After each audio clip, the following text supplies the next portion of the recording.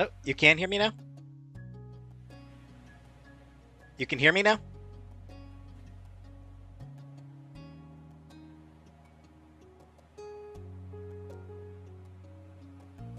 Am I back on mute or am I still audible? Hello? Hello?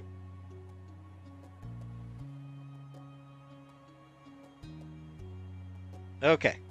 All right, so hello to Jen, Karen, Naughty, Nicole, Kelly, Unicorn, Keylime, Slimart, Ray, Elizabeth, Keylime, Barbara, Karen, Emily, Barbara, Bali, Phileas, Jenna,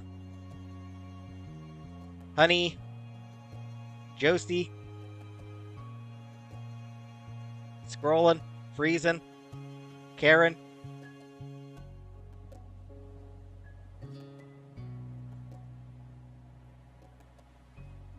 Color Purple, Frida.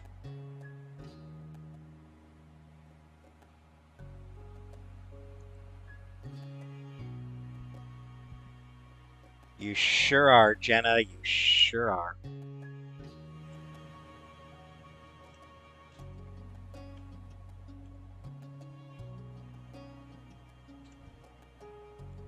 Hey, Socio.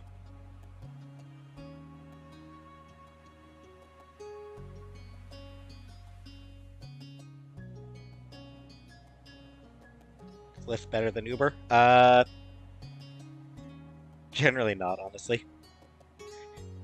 Of course I was gonna mention you, Bally.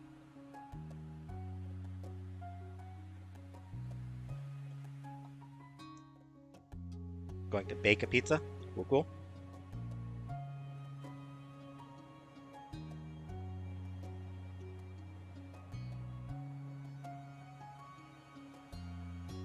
Game looks relaxing. It is. That's sort of a big part of it, is that it is meant to be sort of a relaxing game. What have for dinner? Chantal made some, like, chicken and rice thing. It was, pretty good.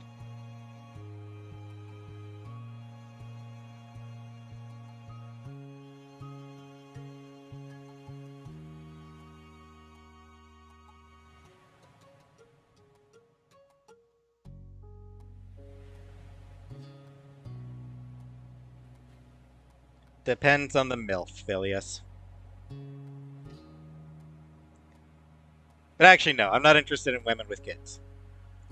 I'm just not interested in dating a woman who has kids.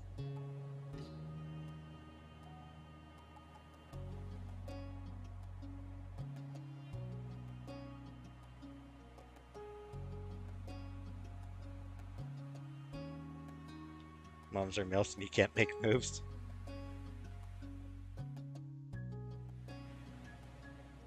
Hey, Habibi. Habibi? To be fair, it's been a long, like, I've been cooking for myself for a long time, so. What if they've abandoned their kids but got that hot MILF bod?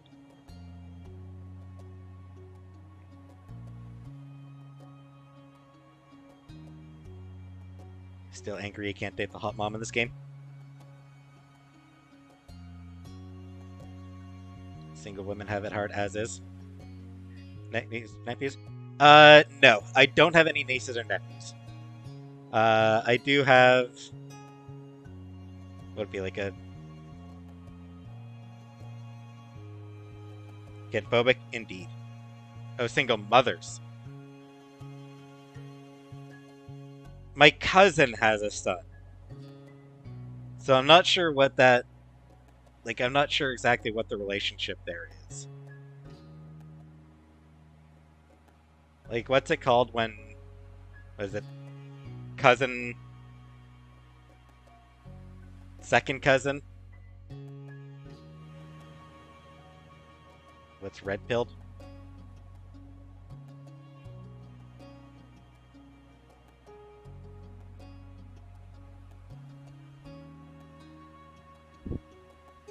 Dating a single mother is like reheating McDonald's fries. Jeez. Trust the UFOs?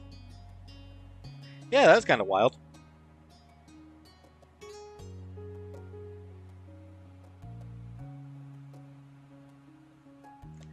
Well, sure, Phileas, but like, the issue is I just don't like being like kids make me uncomfortable. I don't like being around kids.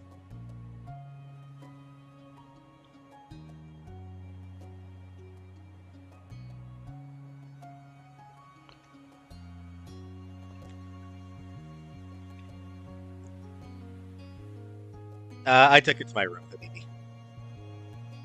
Here, Cove likes to eat bananas with the shell on.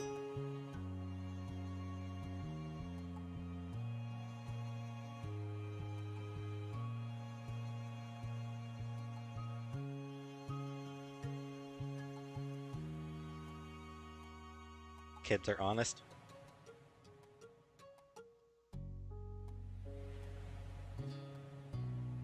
They're blunt. Hard to say if they're really honest, because I mean, kids lie too. Hi, Frida. Kids do lie as well. They make shit up.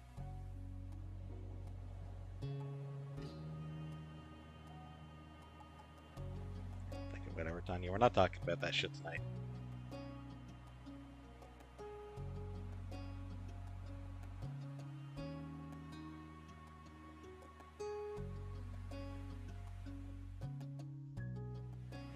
Would I drop kick an old lady for a McChicken? No. I don't like McChickens. I lied all the time. Yeah, exactly. Kids do lie. It's not that kids are honest. It's that they have no filters. They're blunt.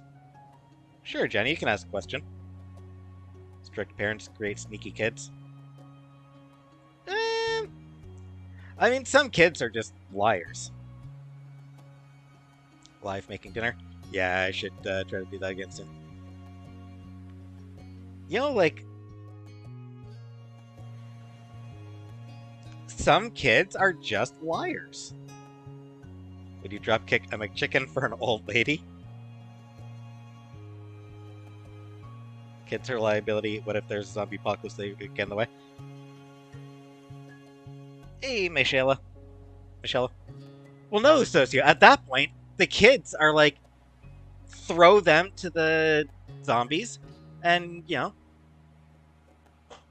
human shit. Slow the zombies down. Upcoming games I'm really looking forward to. Yes. Hey, Chrissy. Star Trek Resurgence. I am really looking forward to Star Trek Resurgence. Because I love Star Trek. I love Star Trek, and that seems to be and it's going to be a narrative-driven Star Trek game. Very, like, light on action. So it is going to be mostly about dialogue and investigation and stuff like that. And, yeah, I mean, I just love that. Hey, Gossip Girl. Look out for a dark man coming into your life who may turn things upside down.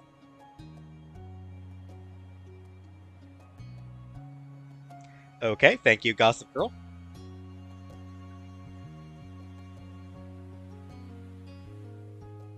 Did I miss something from Jenna?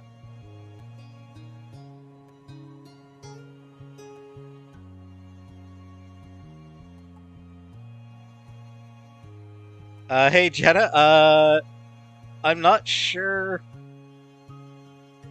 Like... I'm not sure if there was a message in between you asking if you could ask the chat something, and you asking if you're the asshole, because there's... I don't, like... I'm missing something here, Jenna. Are you the asshole for what?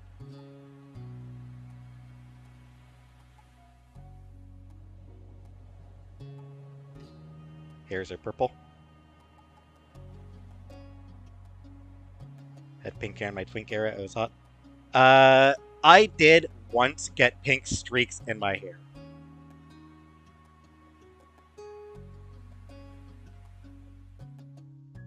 Due to the place I was working at the time, almost hit on me afterwards. Because he just saw me from behind, so I got like long hair, and I actually still had hair at the time. So long hair with some pink streaks, so guy thought that is like, oh hey, cute, oh new cute girl. So he was gonna hit on me, and then I turned around. Yesterday at the grocery store, I got in line at the express lane, 10 items or less. I had a bit more than 10 items. Oh, that's fine, Jenna. I mean, it depends on how many items you are, but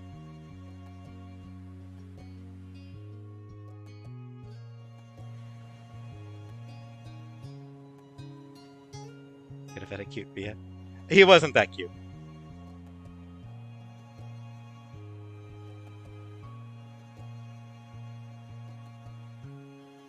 So yeah, Jenna.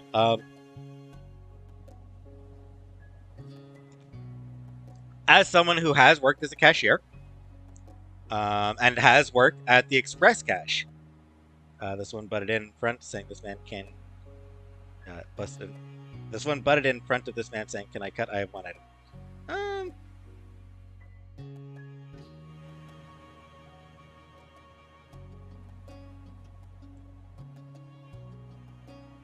Was he here in a bun? No.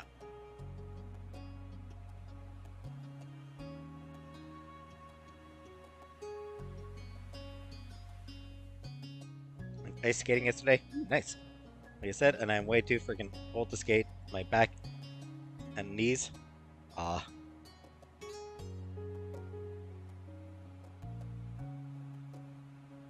She didn't ask me. Yeah, I mean, you gotta ask. You know, like, you gotta ask before jumping in front of somebody. Even if you just got the one item, you just be like, hey, I've only got one item. You mind if I just go through real quick? You know? Most people, I think, will say yeah. Like, most people, if, like, you know, if there's one item, I think most people will probably be like, yeah, that's fine.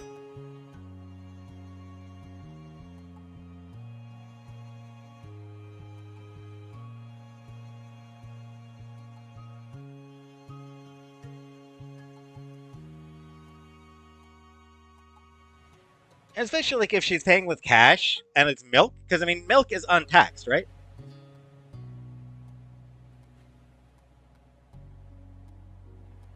Um, remember this Karen demanded I let her in front of me because she just had a single banana. Like, girl, please.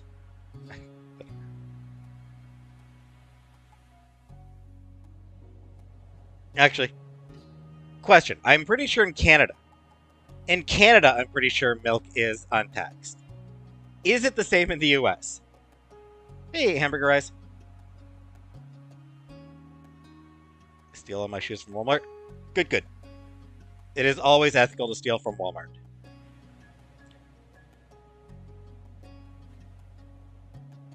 So yeah, so Americans in the chat. Milk, is it untaxed in the US?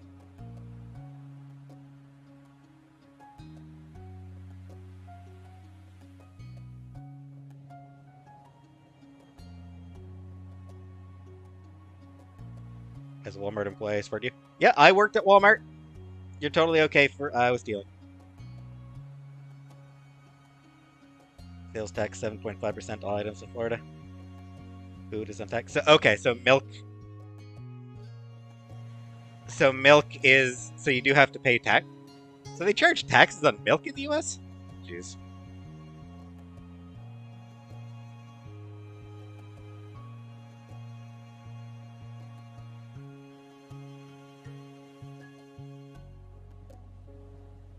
And I know in Canada, like there's a fair number of things that are not taxed. Milk, I believe fruits and vegetables. I don't think fruits and vegetables are taxed in Canada, and I believe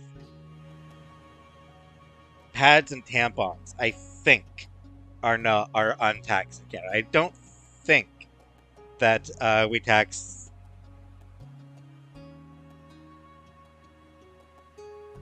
pads and tampons.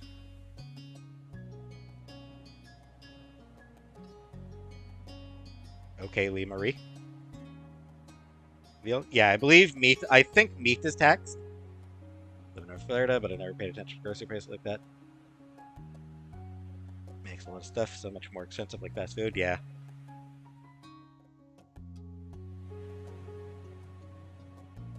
Grocery stores are food is tax free, barring few exceptions. Yeah, I think like junk food tends to be taxed. Hey, scapegoat. Like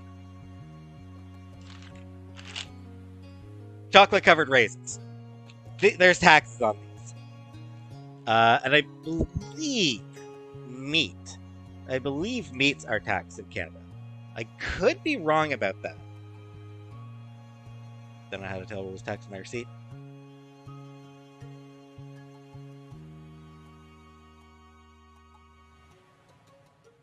Yeah, I don't really remember. It's been a while, I'll admit, since I've paid that much attention to what's taxed and what's not. But I think that a lot of like real food. I think in Canada, a lot of real food is untaxed.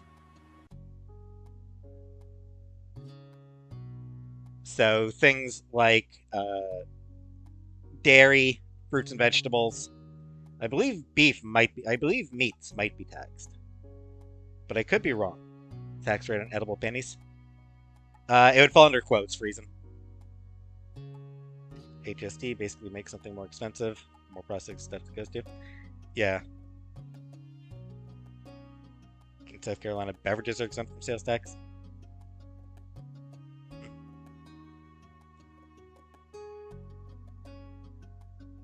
It's interesting how taxes differ. Temptations, yes. Temptations, I'm pretty sure, are taxed. Cat food in general, I think, is taxed. Is veal tax-free? I'm honestly not sure, Friesen. Honestly not sure if veal would have taxes on it.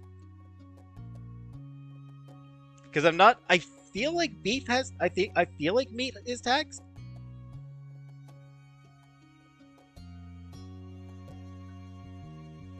The tax of temptations, the whiny cat begging for treats. Hey, MG.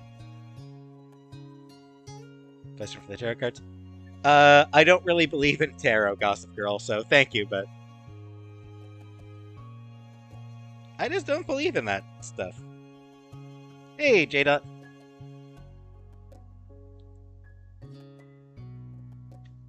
Yes, Jenna. Yeah, true. Hey, Gail. Right, I forgot that that's how we got started on this.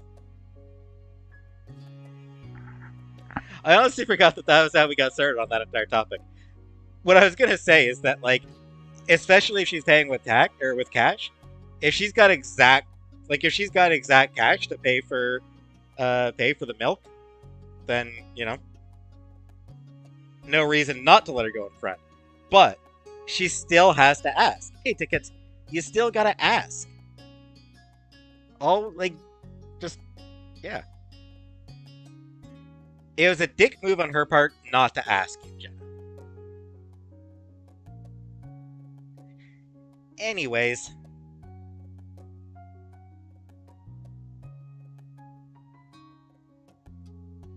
She said keep... Oh, well. Okay, whatever. Either way,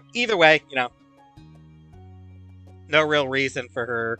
Even better, honestly. Like, even less reason for that anyone would say no to her. But, yes, she should have asked. Pretty tax-phobic. Yeah. They're necessary. Anywho's. Should we get started on the game?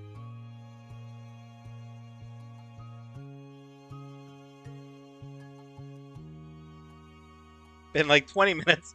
Been 20 minutes and we've been talking about food taxes for the past 5. So shall we get started on the game?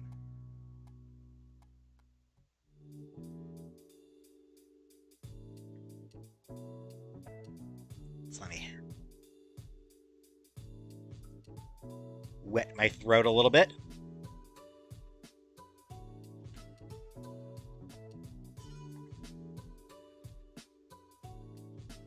EBT card? I don't. Another placid summer day was drifting by. Your daydreams were chasing each other, none sticking around long enough to become a firm plan. But you really didn't mind that right now. Barbara? Hey, NASA Jen. Was the US shoot down over this shoot down? I'm gonna guess weather balloon. It's always a weather balloon. A tapping worked its way into those dreams. Focusing more, you realized it was coming from your window. A grin popped in your face as though it had been waiting all day for this moment. Heading to the window, you could see Cove outside. His habit of climbing this way really was a true Coveism. He'd rather scale your house than wait a couple extra minutes for you to come down. BB? Yep, I am 38 years old. I am friggin' ancient.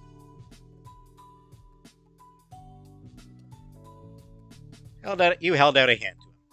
You offered Cove a hand to help him. Once he was mostly inside, he took it to help steady the last bit of his entrance. But considering how many times he'd done this, he hardly needed the help. It's not about giving him help. It's about holding his hand. Hey. Hey, Jamie. Hey to you. You think my mom should invest in some bigger windows? Cove laughed at that and took one last look at his exclusive entrance. He hummed with a teasing look on his face.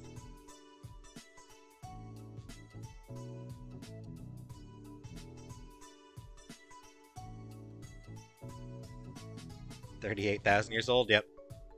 It'd make my life easier, that's for sure. Cove's voice came out quietly, with a strangely pleased smile on his face. Did something happen? Who is Cove? This is Cove, AM. AM, this is Cove.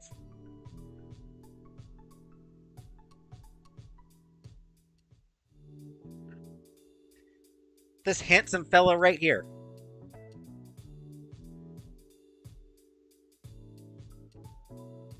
With the gun show. Cove opened his mouth to answer, only to have your phone ring and cut him off. You both turned to where it rested a little further up on your bed. It was still face down, so you couldn't tell who was calling. It's okay. Your attention shot back to Cove. He smiled at you awkwardly.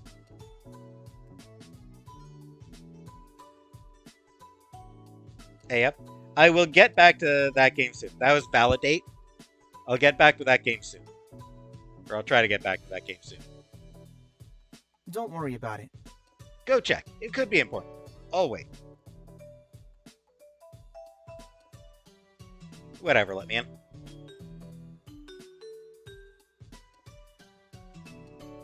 Thanks.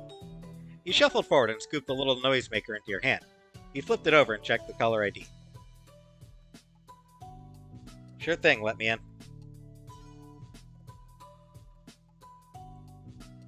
It's Miranda. Oh, you should answer it. I want to say hi too. With a nod, you accepted the call and set it to speaker. Hi, Miranda. Hi. There was something off about her tone. Cove met your gaze, and you saw the same confusion in his expression.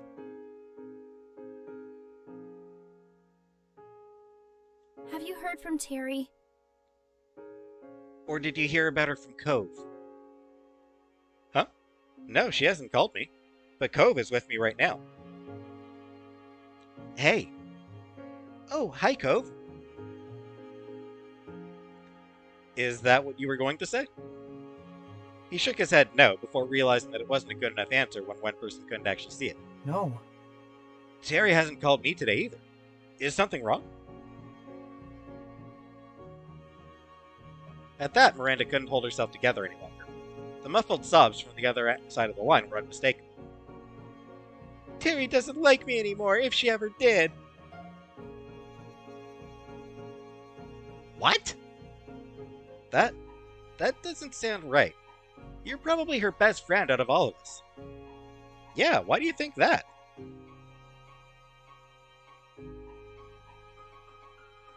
Had a Butterfinger and $100,000 for dinner? Got mixed vegetables in the oven for dessert. What about you?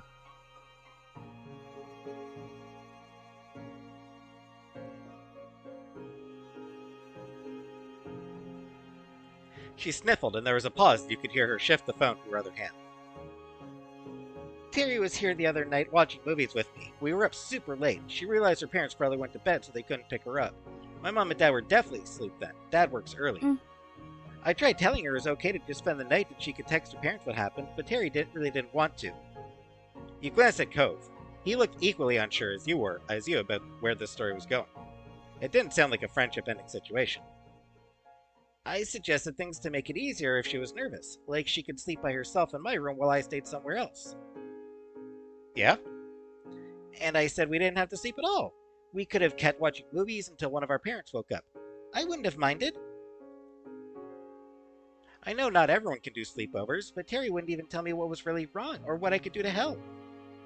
I thought we could tell each other anything. I guess I was wrong. Teenage angst. Did she stay in the end? No. We got too loud in the kitchen and my dad woke up. He offered to drive her home when he heard what was wrong. She texted me apologizing for my dad having to do that when he needed rest, but that was it.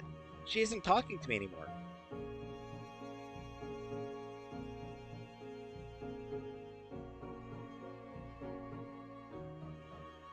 You could hear every bit of the tears and heartbreak in Miranda's voice.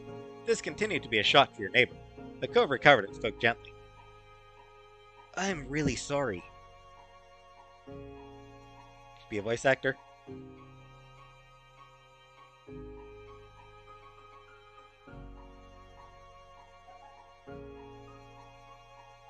Yeah, I don't think I'd be able to get work in that field. I mean... There's no way Terry wanted to make you feel this bad. Or that she's just done with your friendship because of this.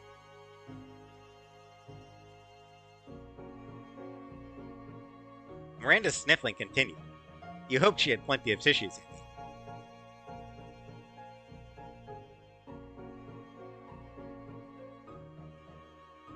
It'll be okay. It had to be. You couldn't imagine any alternative. Miranda's voice sounded a little more collected after finishing her story, but you knew that the crying was far from being done. I thought she'd have reached out to one of you by now. Maybe she's not talking to anyone. Yeah. What is this? It is a visual novel, Wiener Wagon. Sorry for bothering you and Cove about this. Hey, we're here for you. Right. You can tell us things. Thank you. Her shaking voice finally conveyed a little optimism, or at least relief that she wasn't dealing with it entirely on her own. Is that all right? If you do hear from her or anything, could you let me know if she's all right? We can. Thanks. Let's talk later, okay? Bye. Bye. Bye. That didn't really seem like an especially productive point to end the call, though you also weren't sure where to go from there. Looking at Gove, his face seemed as lost as yours. Spooky? I don't like spooky, MG. I don't like horror. I don't like spooky stuff. Anyway, better to say spooky stuff for Halloween, I figure. You don't save it for October.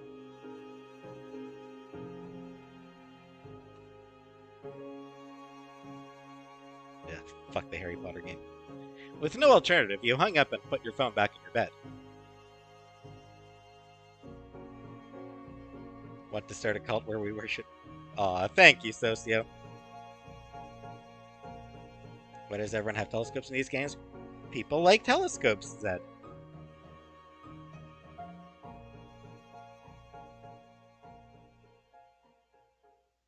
Do great reading books remotely to children?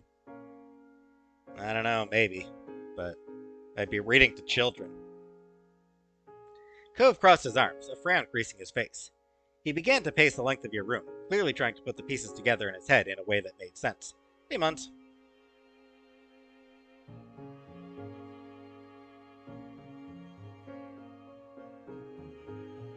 You felt pretty confident about this working out well.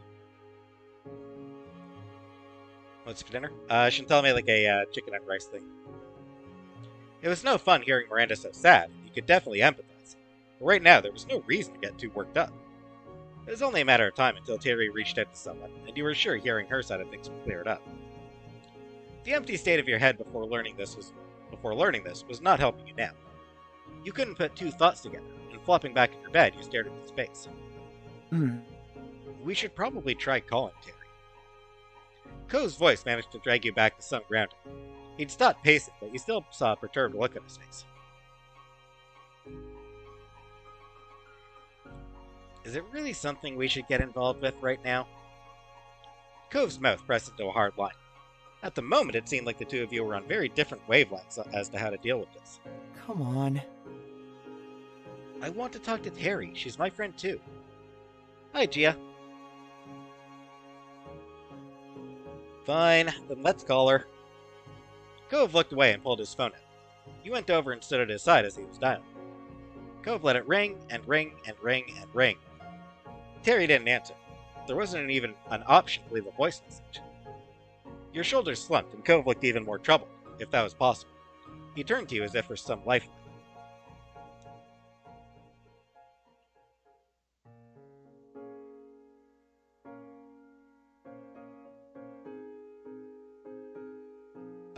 Phyllis? I'd have to pay extra for that, Phileas. I'd have to subscribe to their Patreon.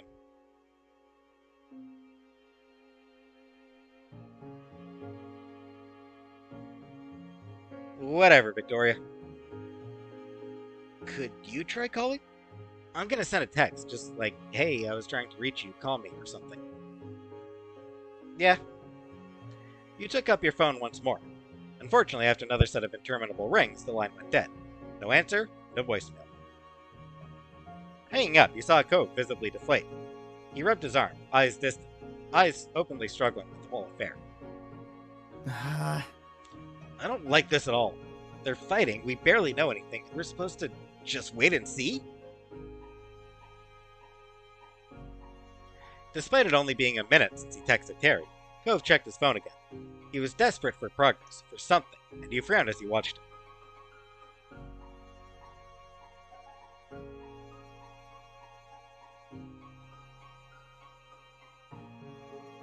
They're gonna get over it. Cove stared hard at the screen as though he was trying to will a new message to appear. As your words sank in, he harshly stared at you, not impressed with that response.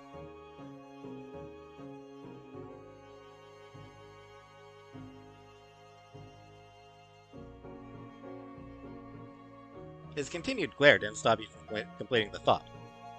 We know them. Whatever is wrong with Terry, we'll all get past it.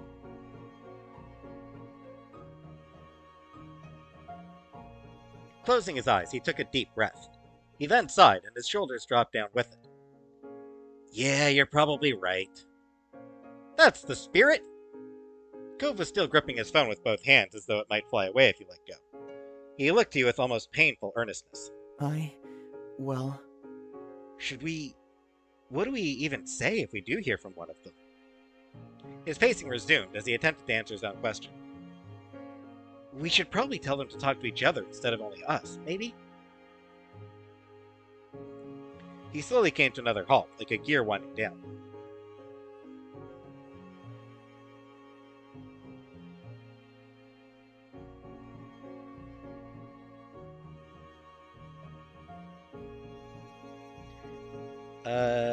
Hey, Victoria, shut the fuck up.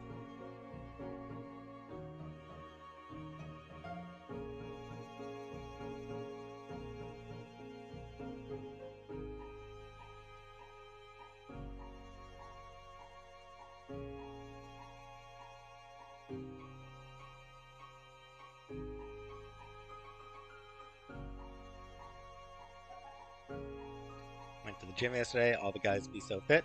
I know they must all have girlfriends, but I'm like, damn, the girls were hot AF too. WTF.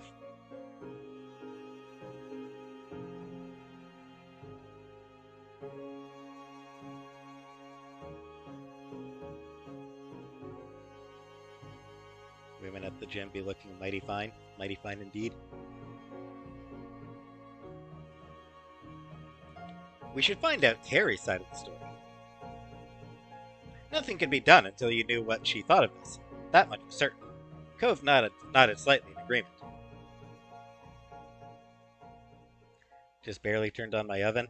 Going to make fries with this pizza. Fries and pizza? Interesting combo. Nothing could be done until you knew what she thought of this. That much was certain. Cove nodded slightly in agreement. For several minutes, you both remained there in silence, drowning in your thoughts. Eventually, Cove turned around. I'm gonna text Terry that we already know what's going on. Maybe she'll have an easier time talking to us because she won't have to pretend or explain.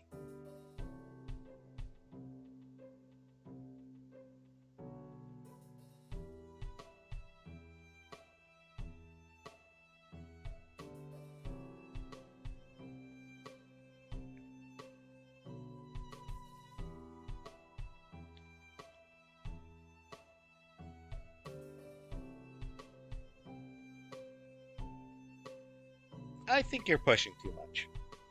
Cove's eyebrows grew together, and his grip on his phone tightened. Cove, just because you're upset doesn't mean you can cross lines, especially when we still don't know the whole story. Cove bit his bottom lip. You could see in his posture that you'd made sense to him, that he was fighting his desire to agree with you and keep going with his own way.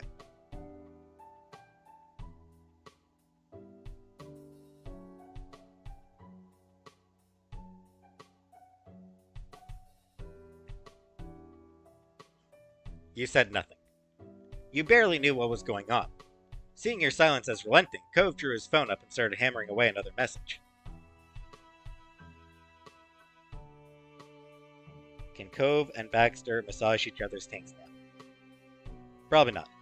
Cove's fingers worked furiously, yet carefully. He was giving his full attention to his words. You sidled up next to him and looked, trying to watch what he was writing. Cove rapidly typed out, "Hey, Jamie and I really want to talk to you. Miranda told us what happened. Please reply back."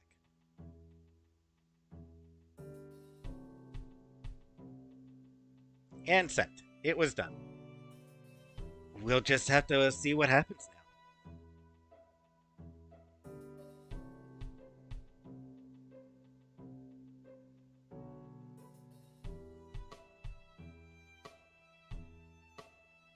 Massage taints with tongues. It'll definitely be alright, Cove. Things are okay.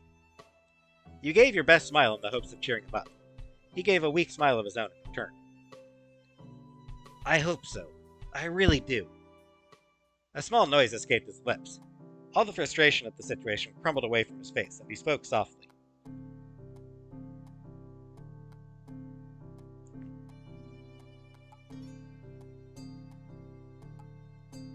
Well, that was totally unintentional, MG. Thanks, Jamie.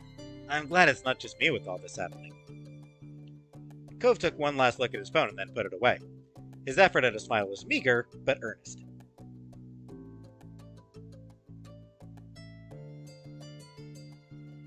It's okay. We can just forget about it for a while. Terry will talk to us when she wants to.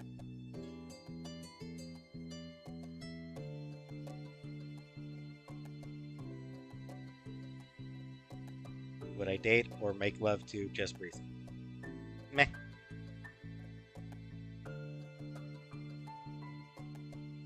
Sounds good to me. And you meant it, exhaling some of your own concern away. The last thing you wanted was to fight with Cove. A silence stretched on in what felt like hours, but it likely wasn't that long before there was a knock at your bedroom door and Mom peeked in. Just wanted to check in on you. Oh, Cove, when did you get here? When she saw you were there, she opened the door all the way. Ma was standing there as well. She slipped past her wife to come inside your space. What's going on?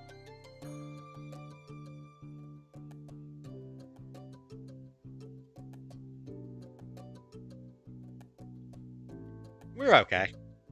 It's just Miranda called earlier. She and Terry are fighting, but none of us know what's going on with Terry.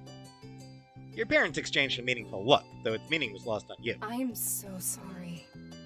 That's too bad. I'm sorry there's trouble with your friend, sweetie. Is there anything we can do to help? Out of the corner of your eye, you saw Cove rub his arm awkwardly, unable to add anything. No. We're just waiting to see if Terry calls, or texts, or if Miranda does. Well, we can at least help you take your mind off of things while you're waiting. Yeah. Another great idea, Lanny. We can get the whole gang together for some quality time. Mom gave you a soft smile and added, "This'll be good, especially since it might help make up for what happened at the farmer's market."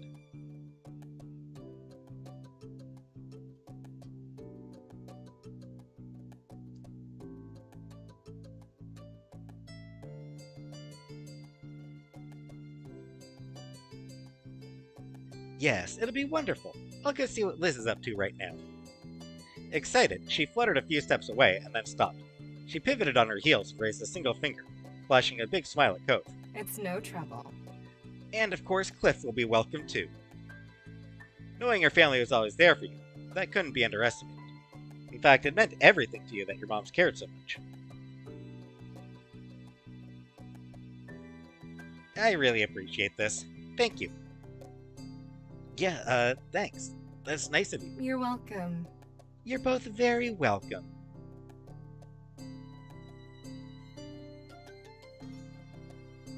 Is there such a thing as too much porn, Jenna?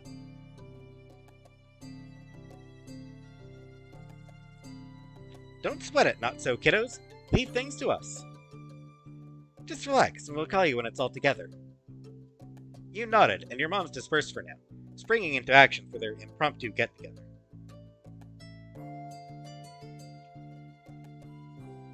MG, I'm a sheltered person. What is happening?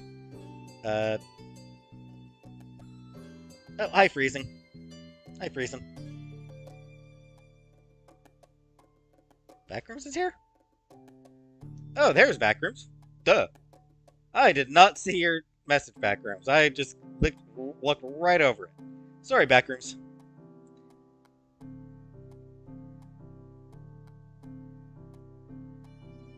Is that a thing of too much porn and you can't get off without porn?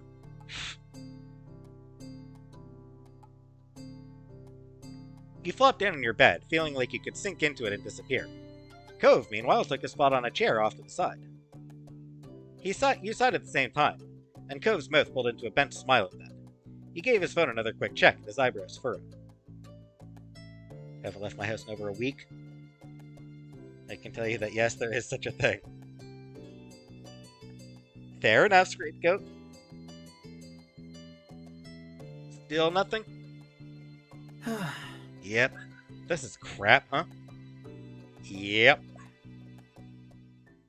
Cove chewed the inside of his cheek, as if to mimic the stress that was clearly eating away at him.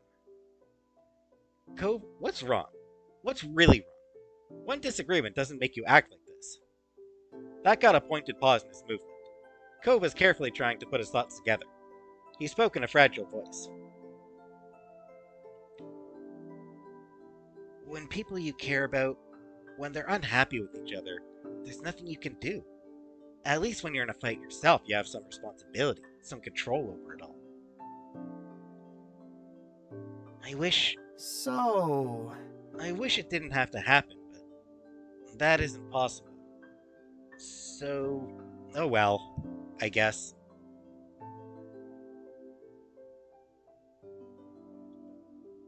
His attempt at giving a nonchalant shrug after that was pitiable.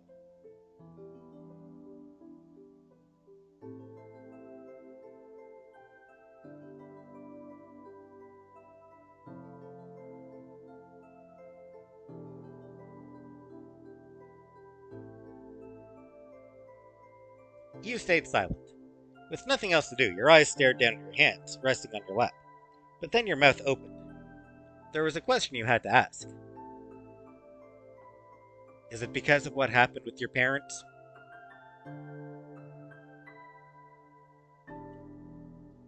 Cove ran a hand through his hair, a strange smile spreading across his lips. For him, this pain struck close to his heart. Just as quickly as it had come, his smile was gone, lost amidst his faraway gaze. Yeah, you got it. It's like my parents. Despite knowing him for so many years, Cove had never spoken of the years before he moved to Sunset Bird, before his parents separated, in any detail. He whispered his thoughts distantly, almost unconcerned with whether you could hear them or not. That's... They used to fight all the time. I think they got along when I was a baby. I mean, they had to have wanted to be with each other at some point. But when I was old enough to remember anything, it was already bad. There was always something wrong that I could never help. I just wanted them to be happy. You tried to imagine your mom's breaking up, and the very idea scared you. But Cove had endured that for real. I'm sorry. Jamie. Don't worry about it. It's okay. Despite that revelation, Cove gazed reassuringly at you. It's not like that anymore. Things are so different now. I don't even really think about it.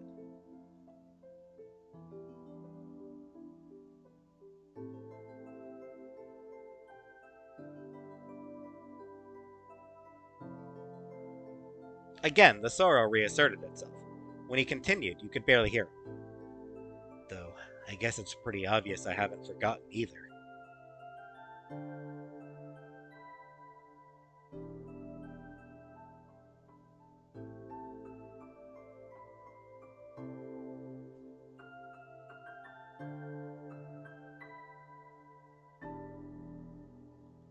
You hugged him. You crossed the room, picking up a little bit of speed, and Cove's eyes widened. He shot out of the chair and stood waiting for you with a nonplussed look.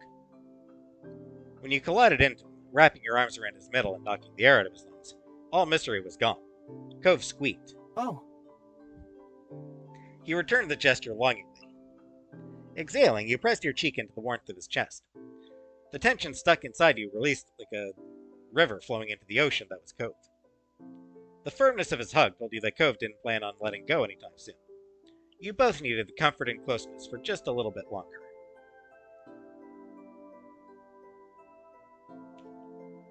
When he finally did, he kept hold of your hand.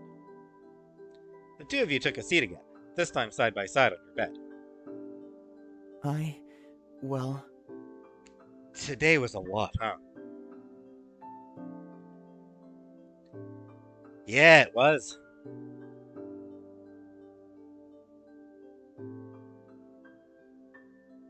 You leaned against him. Resting the side of your head onto his shoulder, you glanced up at his face. Cove watched you affectionately. In that gentle gaze, you finally felt like everything was going to be okay. No matter what happens, we can make it work. His mouth pulled into a bent smile at that. You chuckled, resting your head comfortably back on his shoulder. Me too. I think so too. He couldn't sit still anymore. Cove leaned, delicately pressing his lips to your forehead, and he raised one free hand to lightly touch your jaw. The breath got caught in your throat. When you remembered to breathe, blood rushed to your face, turning your skin a deep red. You tried not to think about how hot you were feeling, because after everything that happened today, you were just grateful for the moment. And for a while, you stayed like that. A comfortable quiet fell between you, and the sun fell with it. The warming calm ended when Cove gasped sharply. You spun, half expecting to find him nursing an injury, but instead found him staring straight ahead. What? Oh my god. I think my phone just vibrated. Check it out. Right! He patted his pockets, fumbling in his panic, and yanked the phone out. The force of the action nearly catapulted the device out of his grip entirely, but he caught it just in time. His eyes honed in on the screen. It's Terry! Thank God. She says she's sorry. He looked back to you, eyes wide as his nerves started to fray once more. What should I say? Why does Cove look like Velma from Scooby-Doo had a gay son? That seems like a compliment.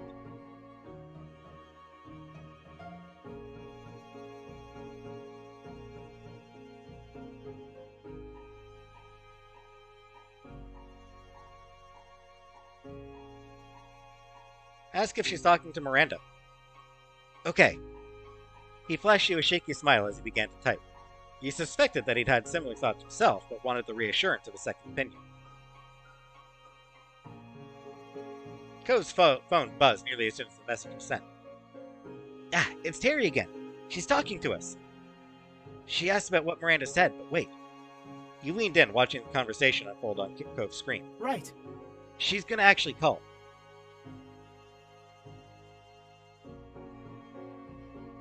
Cove held his breath as he waited. Though he was good with people, he'd never been at ease managing conflict. His phone rang out. Cove jammed the answer button. He switched the phone into speaker mode, allowing you to participate in the conversation. But despite his immediate reaction, his voice lacked the same resolve when he spoke. Hey. It was tentative, a white flag fluttering in the wind. Jamie is here too. Hi, we've been worried about you. Hey. Hey, buddies. Terry's voice was barely recognizable without her usual quick patter and energy. Are you okay? I don't know. Probably not. Cove tensed, his free hand coiling into an anxious fist. Can you talk to us about what happened? Don't you know already? Miranda explained some of it, but it doesn't make sense to us. You heard Terry sigh over the phone as she unburned herself. Pretty much, I was at Randy's house. We decided to watch some movies she super liked that I'd never seen before. Never even seen before. Turns out there's a lot of things. We watched one, then another, and another. We were having so much fun. Each time one finished, she had another one to share with me.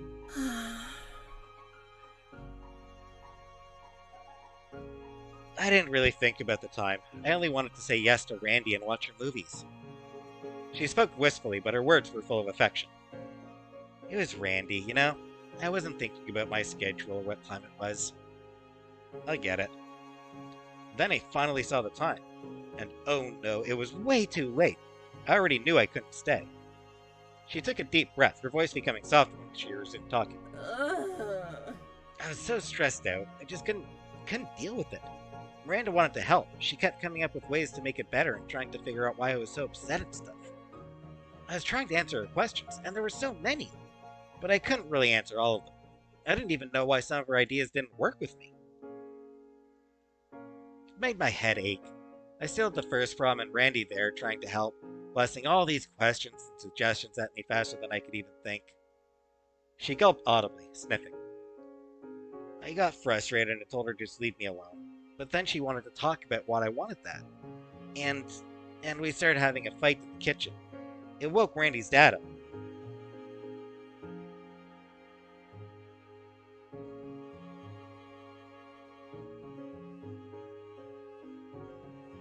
We told him about how I wanted to go home, but my parents couldn't get me, so Mr. Eckert offered to do it.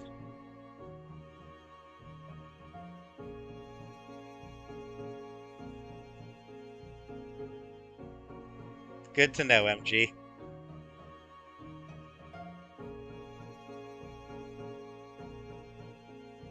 That's nice of him. Terry groaned. I know!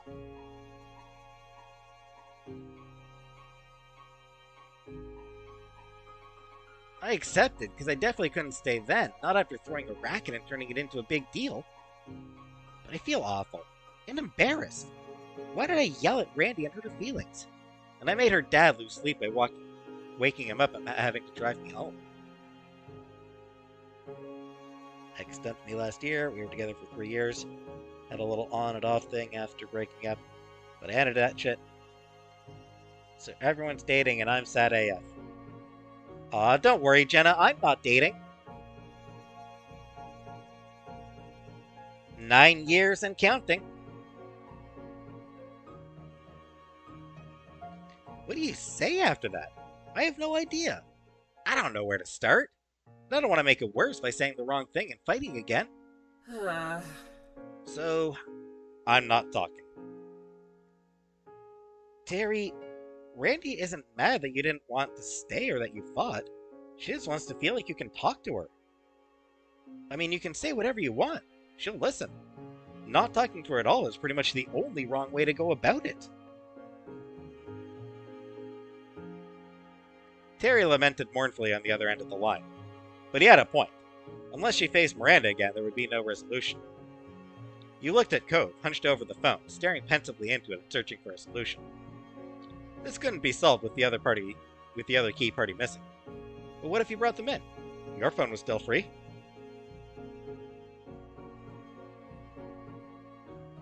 You suggested calling up Miranda now. What if we called Miranda? That way you could talk to her, but wouldn't have to do it alone. Cove brightened up.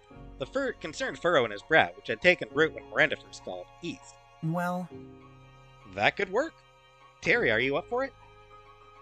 She made a noise that wasn't a word, but nevertheless conveyed her hesitation and worry.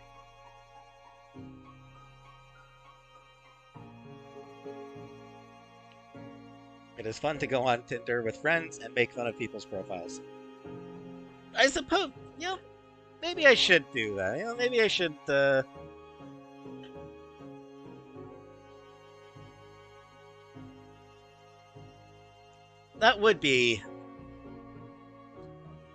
That is an idea for a video. Or for a live... That is an idea for a live stream sometime, Jenna. Yeah, that is an idea for a stream sometime, Jenna. Just create a brand new, Plenty of Fish profile. And, yeah,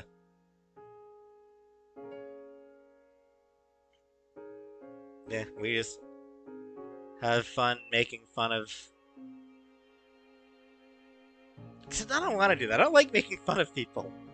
I kind of don't like doing that. I don't actually want to do that. That's mean. I don't want to be mean. Don't show people's Tinder profiles on YouTube.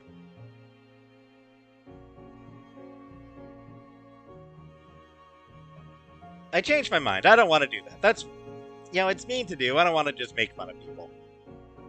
POF is wild. Yep.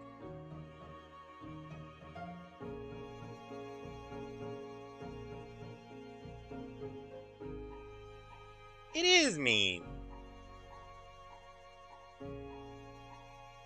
I'm at a nut job on Plenty of Fish. POF is like the jungle of the dating world.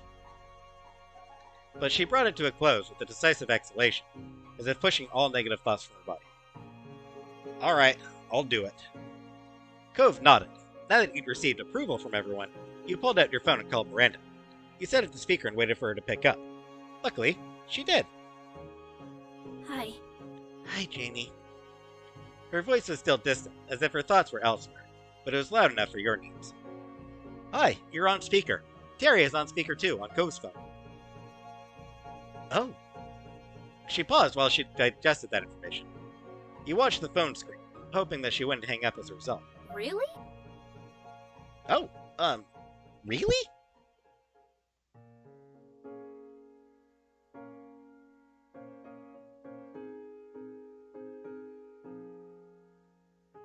I don't know, Jenna. I don't know that I want to do that. I'll think about it. I will think about it. Yep, it's really me. Can you hear my voice all the way from your house to theirs and then mine? I can. You and Cove exchanged looks, waiting for the wall between them to break, and wondering who would be the one to do it. As the quiet dragged on, you caught Cove chewing his cheek. He must have weighed up the same question as you, whether to encourage the conversation along, or leave Miranda and Terry to resolve it themselves. The answer came in the form of one sniff, followed by another from Cove's phone. Sorry. Sorry, Randy. I hope you still like me.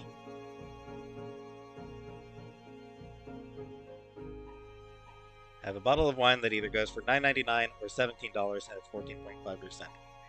Even $17? That is cheap-ass fucking wine, Jenna. That is some cheap-ass wine, Jenna. It cannot be good quality.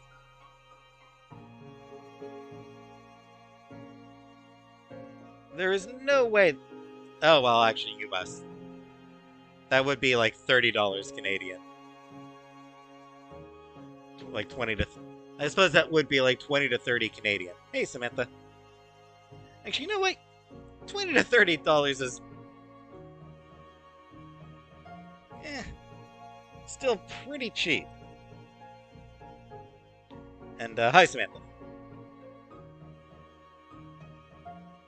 Hey, shucks. Ah. What? You were the one acting as if you didn't like me. Her tone was defensive, no doubt a result of her wounds from last night still being raw.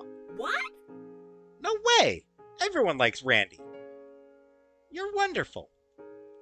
Your eyes met Cove's. His phone was tilted towards you, capturing the call indirectly. You moved your phone closer to his, hoping that the signal was strong enough to convey every nuance of tone. Cove did likewise, bringing his cell right next to yours, even bumping against it as he shifted his grip. I didn't know what to say. That's the only reason I wouldn't talk to you. If I had known the answer, I'd have told you right away. Miranda murmured on the other end of the line. You didn't want to stay. Anything I tried to do bothered you, and you could have told me you didn't know. Yeah, I think I was angry at myself. I did a dumb thing and I didn't want help with it. I wanted to be mad and just deal with it myself. It made me keep doing dumb things. Oh. When she spoke again, her voice was quiet, as tender and vulnerable as the words. I'm sorry. Staying up late watching stuff was all my fault.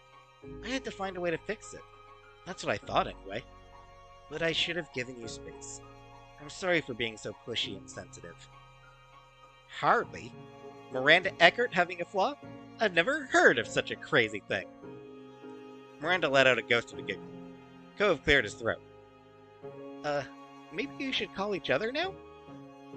Sorry! Sure. Can do? Thanks for giving me the kick in the butt to do this already.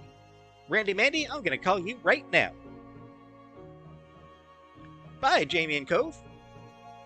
She hung up after squeezing in another quick bye, though not giving you or Cove room to respond in kind. Miranda laughed, the noise tinkling gently like wind chimes in a summer breeze. You're really nice. Thanks. Thank you for listening and helping. I'm gonna hang up now so I can answer Terry's call. Bye. Bye, and good luck. Bye, talk to you soon. Miranda hung up, still chuckling softly as her call ended.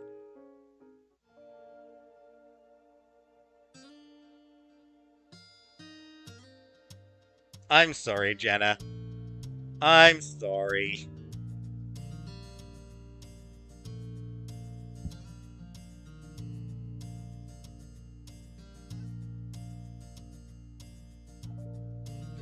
I suppose I'm just more used to the more high quality. Well, not high quality. I suppose the wine my mom drinks isn't all that pricey or high quality either.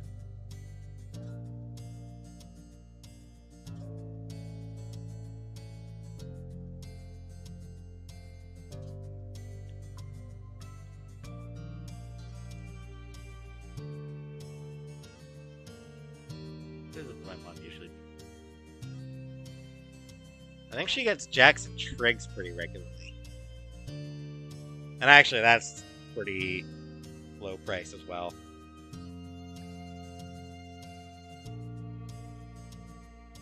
Like $12 a bottle for Jackson Triggs, so.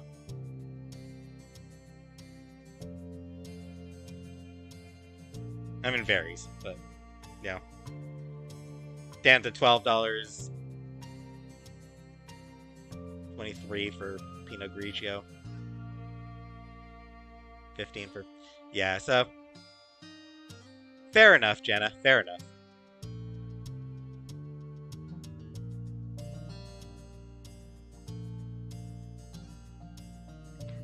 My wine is high quality. 13 to 14 US dollars is high quality for America. Low quality is the $8 Magnum bottles. Yeah.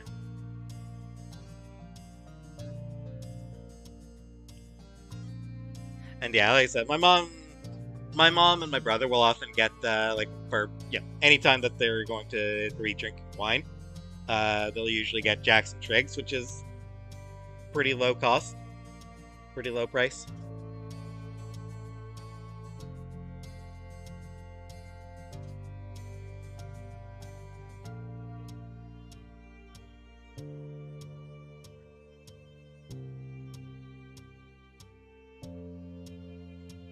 Well, get on that, Backrooms. Get some wine and some meth.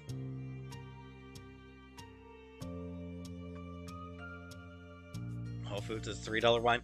I would not trust $3 wine.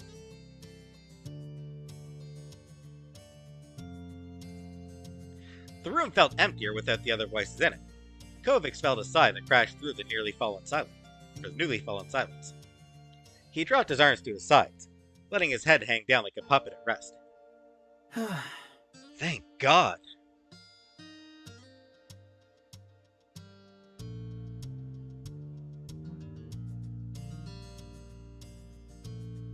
You were content now that Cove seemed at ease again. Cove scratched at his face, his expression cloudy. I think I need to find better ways for dealing with conflict, because that was awful. The crazy bitch was complaining because I was on my phone outside? Ah. I think you did okay given the circumstances. Cove meekly smiled as he rubbed at his eyes, weariness creeping over him, and mumbled his next words. We can talk about it another day. Conflict resolution methods? Huh? Huh? Oh, no, forget it. Your eyebrows rose, and then a light bulb went off in your head. Before Miranda called, didn't you say there was something you'd wanted to say? Cove's original visit had been thrown so off-kilter that it was a struggle to wind your memory back when he first turned up. Now you did, though. You remembered that he had been perky when he'd arrived this afternoon. Was it good news? Cove brushed his hands against his now folded arms shyly. Well, yeah, maybe. I'm not exactly sure it counts as news, or even good. It just is what it is. I'm happy about it, though.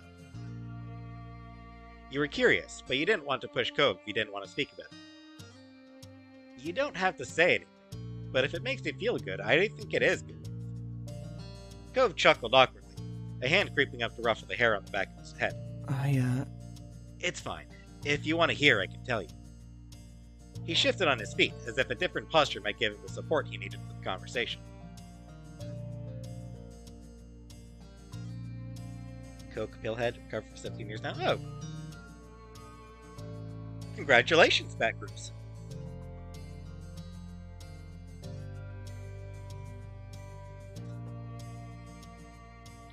I didn't want to make it a big deal, but I kind of... Well, not kind of. I just know what my sexuality is now. Oh! A real subject change, huh? He chuckled. True, it was unexpected, but you were excited that Cove had come to understand himself more, and glad he wanted to share that with you. That's great! Tell me more? Tell me more! Hi, Tendies. Probably. Probably green pubes. Cove drew a breath, straightening up. I'm demisexual. So, you know, most of the time I don't really have those kinds of feelings. Physical wants and stuff. It's only in some situations, when I'm already really emotionally and romantically connected to someone, that I start to ever think about anything sexual. And it's only with them. I hadn't heard the term until pretty recently, and it just made a lot of sense once I knew what it meant. I had a word that fit how I felt. Yeah. And I'm pan-romantic, because I've never had a preference for a specific gender or anything. So, yeah. That makes sense.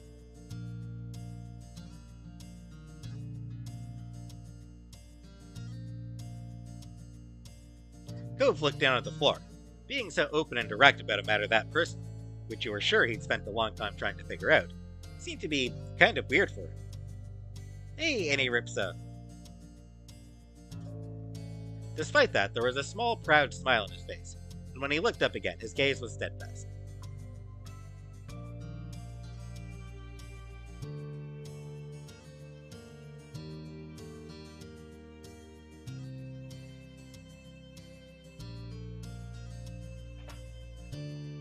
So, does that mean you're thinking sexual things about me?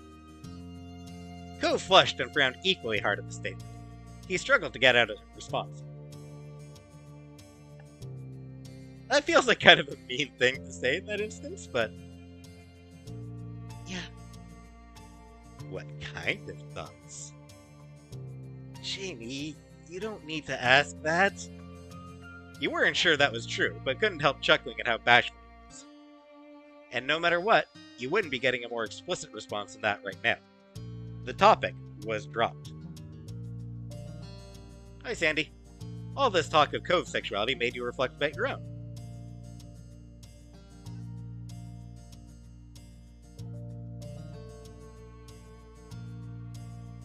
Your feelings on yours hadn't wavered. Cove had known for years. It was heartwarming that he had reached a point where he felt similarly capable of discussing his own. You felt even closer. You felt his tiredness deep in the marrow of your bones. It had been a trying day. Now everything was neatly wrapped up, for today at least, and you had earned a rest. You'd had some good talks come out of it, not only knowing each other better, but yourself too. Hey, Hey, we should probably head downstairs too. If your moms are still wanting everyone to get together. Yeah, that's right. Drug study session. With a renewed spring in your step, you led the way out of your room. You got downstairs to find the others already assembled and waiting. Hi.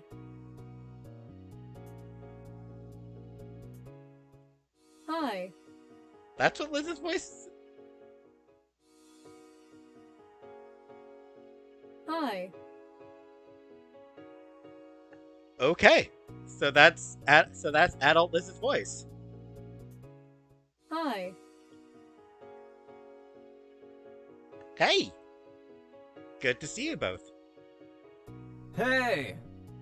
Here we were, trying to corral everyone out into a group, but the two of you were already upstairs this whole time. Of course we were together. You paid Jamie to stick with me, or did you forget? The statement was meaningless to your family, who looked to each other for answers in vain. Mr. Holden, who got the message loud and clear, seemed embarrassed.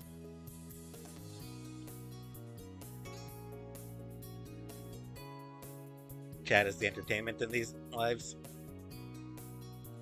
He chuckled nervously, rubbing the back of his neck. Ouch, son. You always know when to remind me of that one. Uh-huh. I can't let you live it down yet. Can we hear exactly what this secret is? The suspense is killing us. Right. Alright. I'd better get everyone up to speed.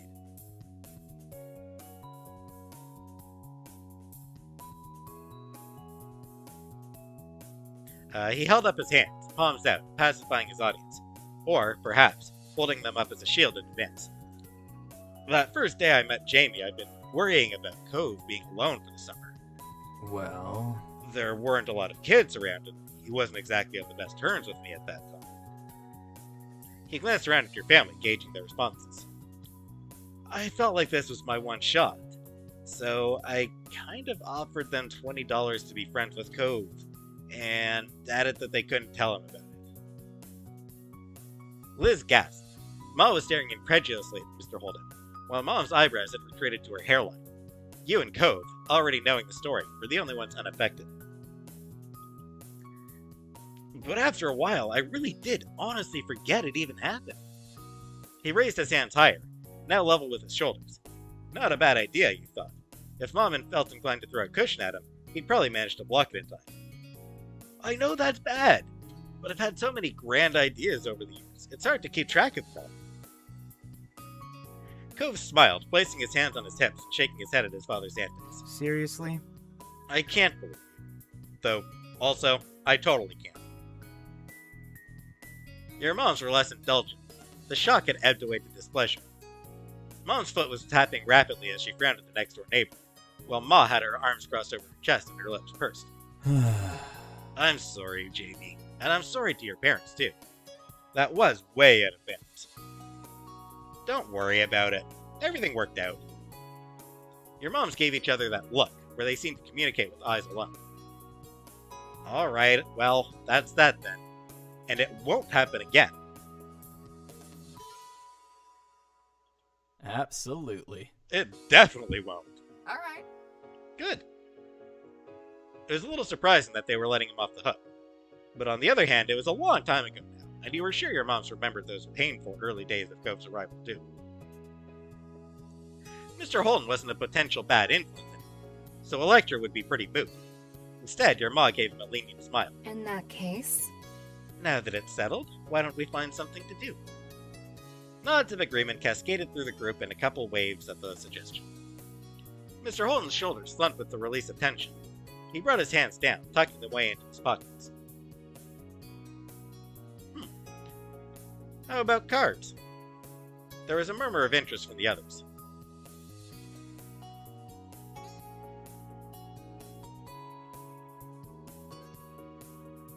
Thanks, Wednesday. It is not a mom dating simulator.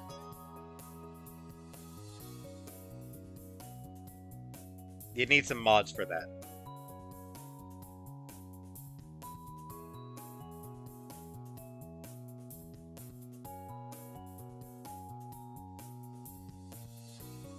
That was fine with you.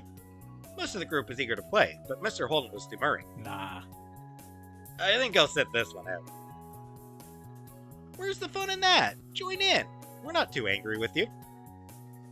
Yes, and I know there's a lot of people, but we can make it work. Mr. Holden shrunk into himself, embarrassed by their attention. Dad, you love playing cards. We do it at our house all the time. Dad? Mr. Holden broke under the combined force of everyone's attention. Cove, you're an adult now. You deserve to know the truth. I used to throw the card game so you could win. I put up a good fight, but I always made sure to lose a lot more rounds than I won. He toyed with the end of his ponytail, clearly distressed at the second great secret he was revealing to them. I know people want to be taken seriously and fake wins don't mean as much, but I couldn't help myself. It's so much better when everyone else got the chance to be victorious. Kira knew and went along with it.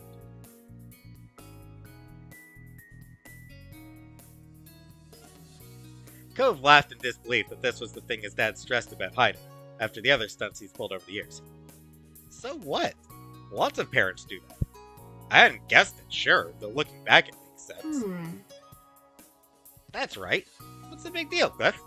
You can finally take the kid gloves off and give them a run for their money. Maybe even actual money in your case. Mr. Holden smiled coyly, his gaze lowering. I'm not sure that's a good idea. Why? And why not? He waved his hands expansively, the movements fluid and vague. It's just... Actually, I am something of a card shark. I used to make lots of fast cash off games. Casual players don't have a shot unless it's a game of pure luck. Cove's jaw hung open, his wide eyes fixed on his father. Really? There was a touch of amazement, even admiration, nestled among the shock. The other members of the last family exchanged looks, ranging from Liz's disbelief to Mom's intrigue, with Ma somewhere in the middle between the two.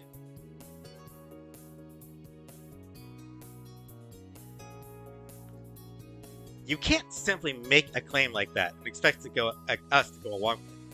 Let's see you back it up, Shark Man. Mr. Holden gave her a crooked smile, his demureness quickly being replaced with the confidence of someone very skilled, or very misguided. You sure about that? Definitely. We've got to see the so-called non-casual player in action. Well, I might be able. But who knows? Maybe I've gotten rusty. His coyness continued to rile the gang up, and he was getting a kick out of it now. Please? Come on, please? Alright. Alright, I can dust off the old tricks. Great! Cove beamed at his father while Mom clapped Mr. Holden on the back. Liz started off to get a deck of cards while the rest of you settled in for the game. Hands were dealt. Mr. Holden wasted no time proving his words true, wiping the floor with all of you. You played several rounds, even switching games, but none of you were a match for him. That was how the alliance came to be forged. The rest of you joined forces against Mr. Holden only, just to try to increase the odds of beating him. MG! Quickly, while Ryan doesn't care to see, thank you for the content. I love watching your videos to de-stress at work. Thank you very much, MG. Hearts in the chat for MG. Drop some hearts.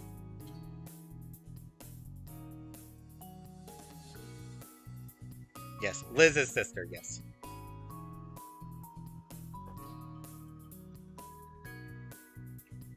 I'm not seeing any hearts yet. Where are those hearts, people?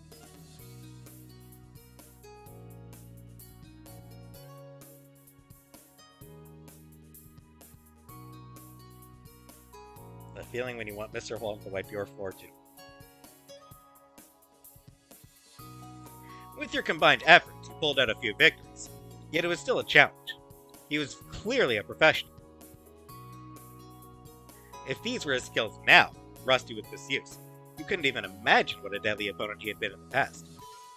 Despite that, you still had fun. Working cooperatively actually fostered a sense of camaraderie with the others. Mr. Holden didn't appear fazed by this strategy. You actually wondered whether the increased challenge made it more interesting for him. Like him to wipe my foreskin?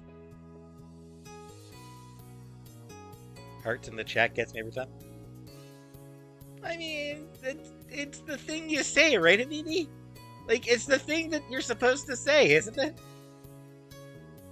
One heart to give and it's yours. Aw, thanks, great goat.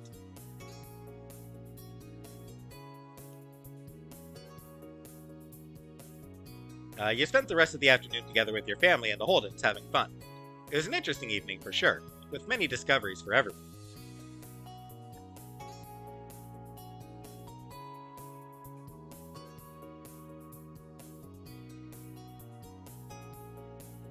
It was freeing, and yet simultaneously you felt more tied together than you had been before.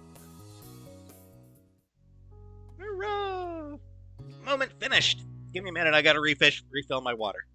Give me a minute while I refill my water, everybody.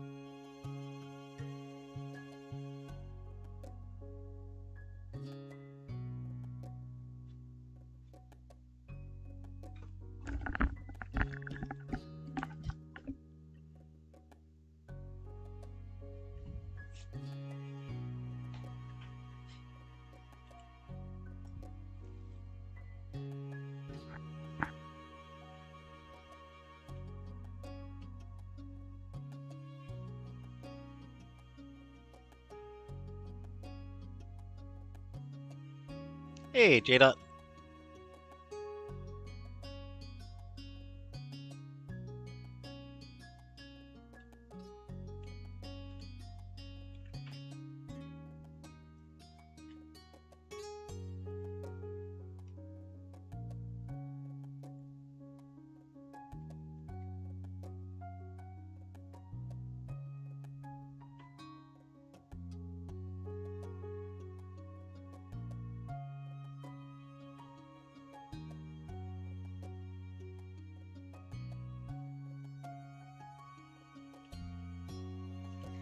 Yeah, just wanted to look at.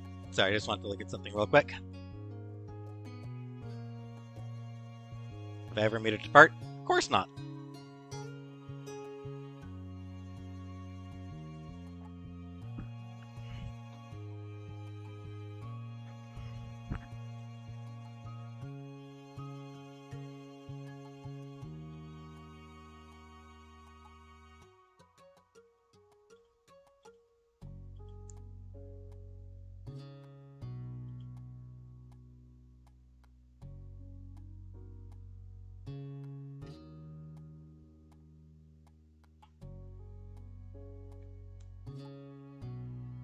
hear chat while sitting on the toilet. I don't.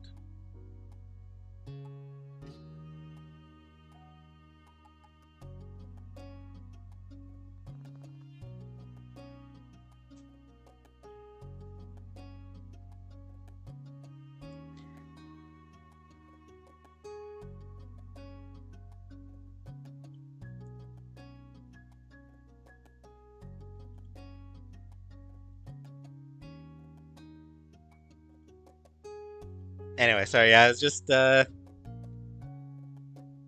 was looking something up before I continue with the next moment.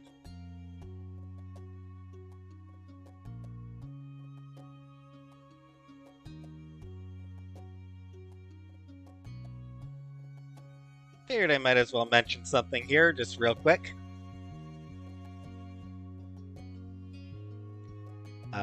Itch.io is currently doing a bundle. Trans Witches Are Witches bundle. Magic-themed games, zines, and music by queer creators. $60 for 69. Nice. Items. Do I have a foreskin? I'm circumcised, if that's what you're asking.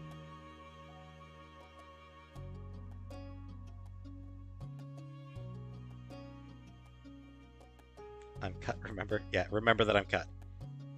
Apparently that's crucial information.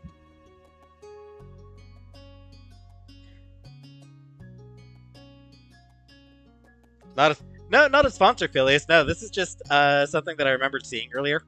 This is just something I remembered seeing mentioned earlier. So, yeah, if you're looking for some fun some fun games about being a witch, then you know, itch.io. A lot of games about being a trans witch. Same price that you would pay if you were to buy a AAA game. 69 things for the same price as a single AAA game.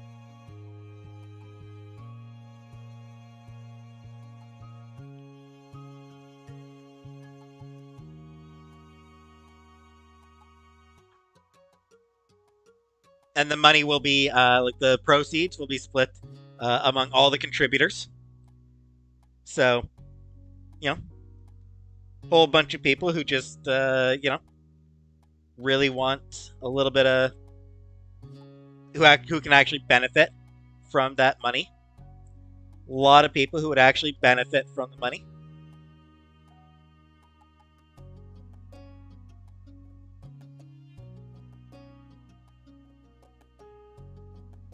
There's also a smaller $10 bundle, which features just a smaller number of things, I guess.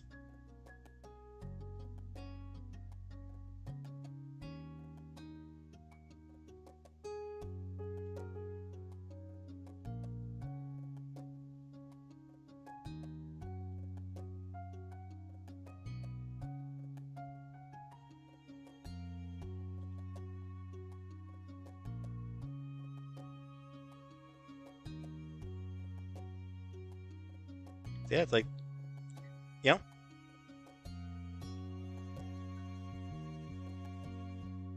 almost $250 worth of, yeah. Buying all the stuff regularly would cost $300. So $300 worth of content for just $60. With that money actually going towards queer creators who, you know, could certainly use that money.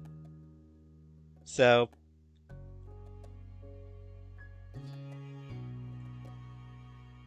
instead of spending that money on a certain AAA game whose profits will go to benefit a certain billionaire, you could maybe instead spend that money on something that will actually help queer content creators.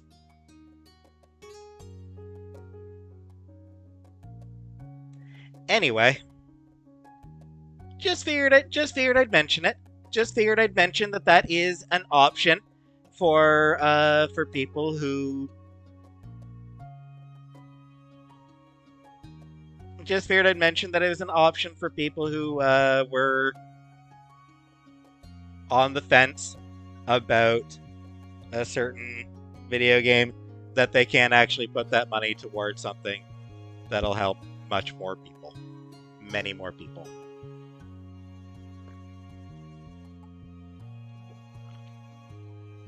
Super Bowl? Yeah, I don't care about the Super Bowl. I'm not doing anything for the Super Bowl. What do I care? I don't care about sports.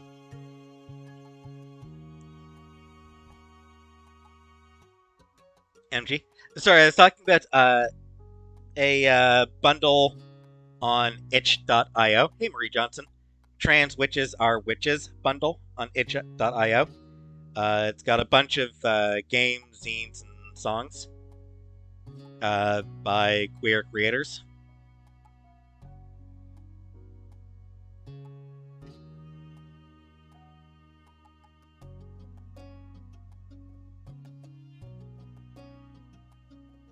There's a $60 bundle and a $10 bundle. So, like I said, I just wanted to mention that whole thing, just let people know that they can spend money on something that doesn't support transphobia. Exactly, MG. Put the money towards helping trans people rather than hurting trans people. Anyways.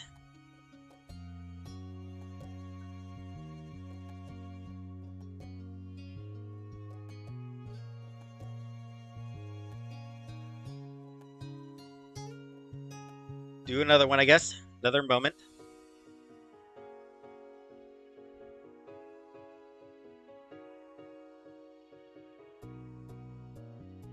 Bundle of it. Games, zines, music. Cove pushed himself to his feet from where he had been bent down in the sand, stretching out his back and groaning softly. A tired breath slipped past his lips as he wiped his brow, looking out over the shore. He looks great. You stood beside him, joining in the surveying of the sand that almost seemed to sparkle beneath the midday sun.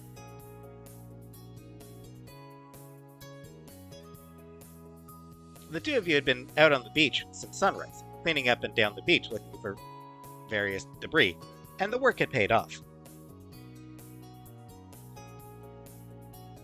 Using a hand to shield your eyes from the blinding rays, you glanced across the way where the other volunteers from Orca were gathered.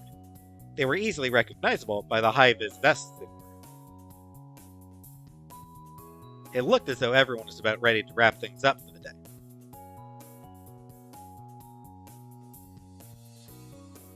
I'm happy to see it in a better state. It was pretty sad looking when we got here. The beaches of this town were practically your own personal backyard, and you visited them a lot. It felt good knowing that you were helping to take care of them. Too bad not everybody sees the joy in putting trash where it belongs. Oh well. Cove placed his hands on his hips, a pleased grin pulling at the corners of his mouth as he admired the work you'd both done. You had begun to realize, during your time volunteering for the organization, how seriously Cove took his service. It was easy to see that it was something important to him.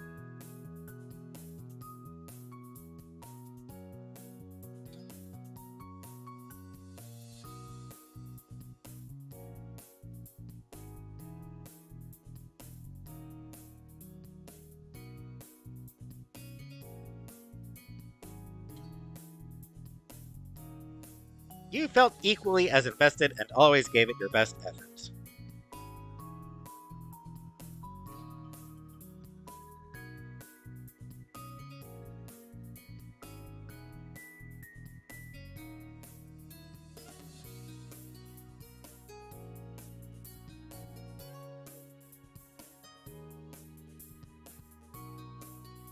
£90? Jeez, MG, 90 pounds seems a bit small, a bit tiny.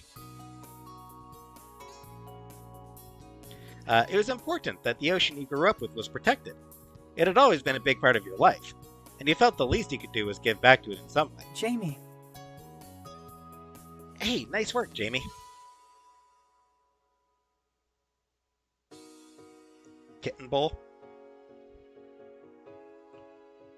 Thanks. It's been a good year so far. It's crazy to think that it's already time to push the big event. You let out a big breath, thinking of the formal dinner that Orca organized every year. Being a completely fundraising-focused event for large donors, it was crucial for the organization's projects in the year to come. 5 feet tall? Yeah, I suppose, alright.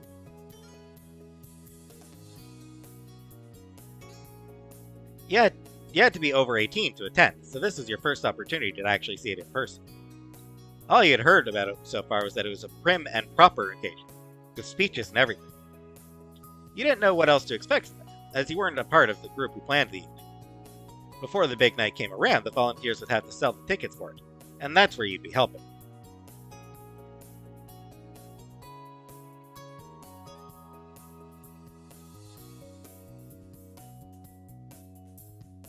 I'm curious about the night.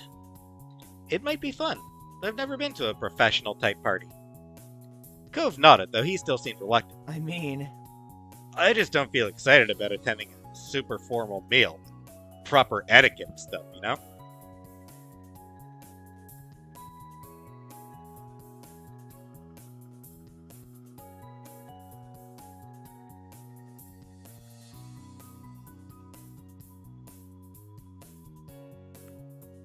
Better, Gia? I remember being like 5'7" and 115 pounds, 120 pounds.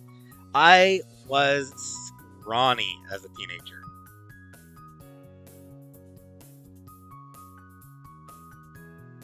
Thanks, MG.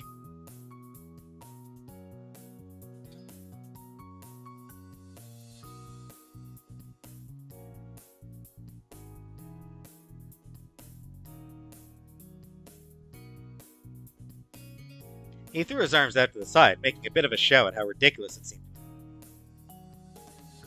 I've got sand all over my room and only one nice shirt, and I go barefoot pretty much whenever I can. I'm gonna be so out of place.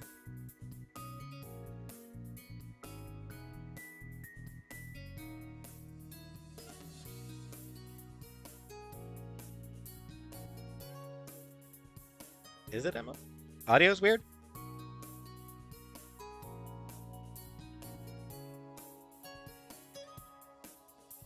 Is the audio weird for everybody, or is it just Emily?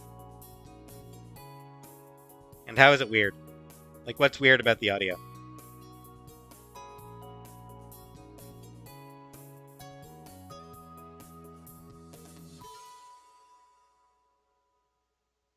I've never considered anorexia or Scientology, Scapegoat.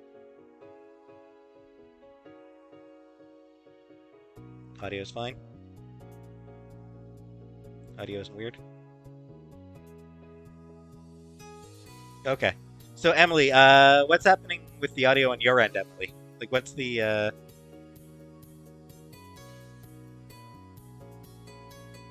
sound like an airline pilot announcing takeoff?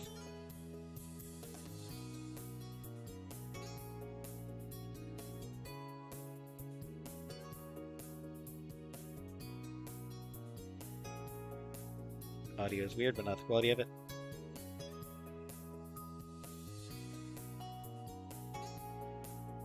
Well, okay then, so. I don't know then.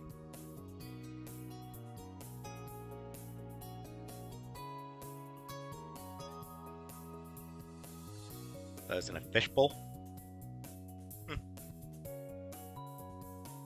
Temperature?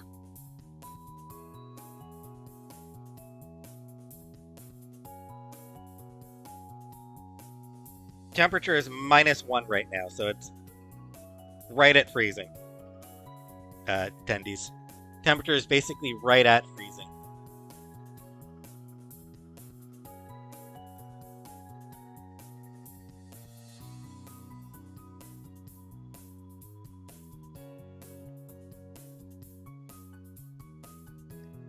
Right. I bet you'd rather stay out here.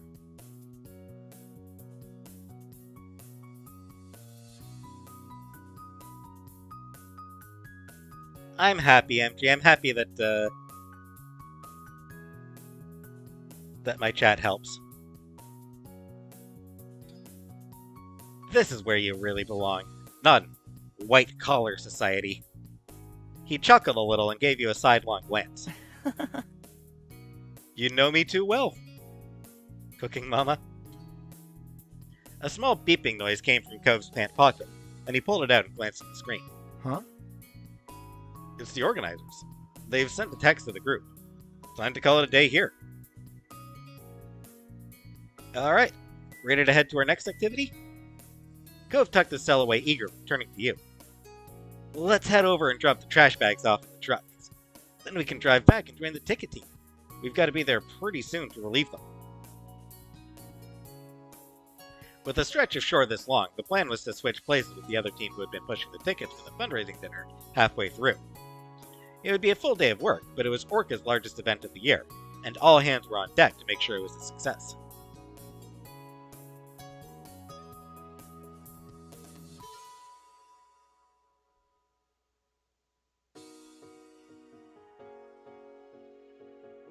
You nudged your shoulder against Cove's.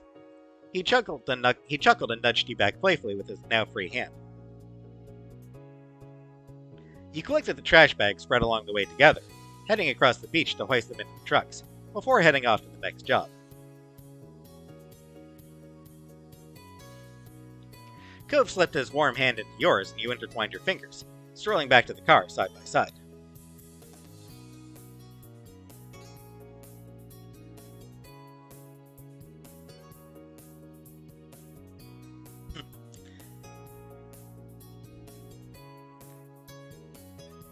Let's play. I bet you can't play this game more than 20 seconds without coming game. I've seen those ads, Sandy's. Yeah. The drive back to your neighborhood and making your way to the shopping street was fairly quick, but Cove stressed a little about being late. Luckily, he was able to find a parking spot nice and close to where you needed to be. You jumped out of the car and quickly went towards where you knew the group would be. Recreate mama cooking videos.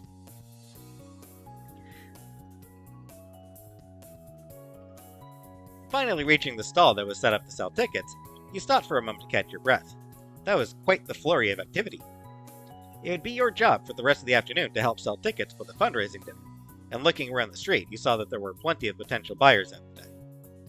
That would hopefully help to move the tickets along. The stall itself was simple, a portable table with a few plush sea animals as decorations, and a banner stuck across the front. There were 2 volunteers who were already packing up and getting ready to head off to the beach. They gave both of you a friendly smile as you arrived.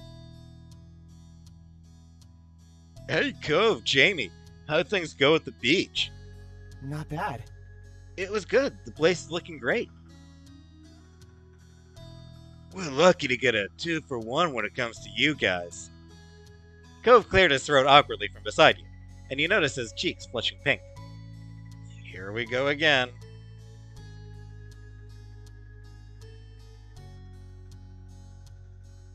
You laughed it off. We're always happy to be of service. Well, we're happy to have you around. I wish, Gia.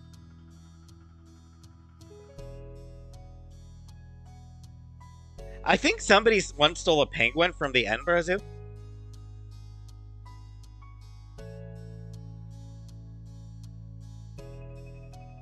Like, I'm pretty sure somebody actually once stole a penguin from the Edinburgh Zoo. Which... can't blame them. Yeah. Fair. Cove seemed to relax a little more after that, giving the volunteers a small smile. The volunteers made room for you and Cove behind the table, while they circled around to the front of it.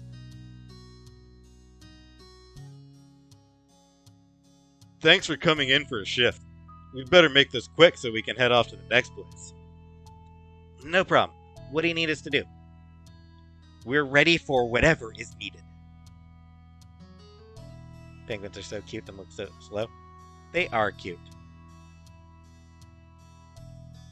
One of the volunteers handed you a clipboard with all the details needed to sell tickets, while the other tossed a set of keys to Cove, which he caught with ease. Those are for the money box and supply kit. Make sure to keep them on you at all times. Aside from handling the cash for the tickets, there's also a form on the clipboard for the guests to fill in their info. That way we know how many tickets we've sold and who will be attending the event. There's a small script beneath that if you get stuck for what to say, and that's about it. Pretty simple, huh? Uh-huh. I think we've got this. Satisfied that you knew what you were doing, the volunteers said their goodbyes and started walking away, leaving you and Cove to manage the stall alone.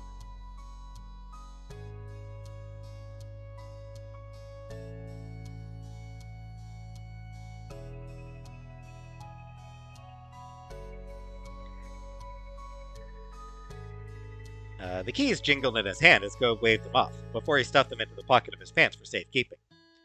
Bye! Have fun! Once the volunteers were out of sight, Cove dropped down into a chair behind the counter with a sigh. We made it here just in time. It's cool we traded places with nothing happening. They might have been late getting to cleanup duty. He leaned back in his seat, getting fully comfortable in the space, and gave you a small smile.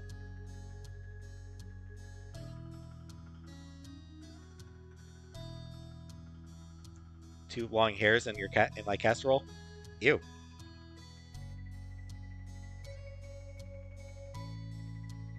You took the other seat. It was just a simple plastic chair that squeaked when you sat on it, but it gave you a good view of the street.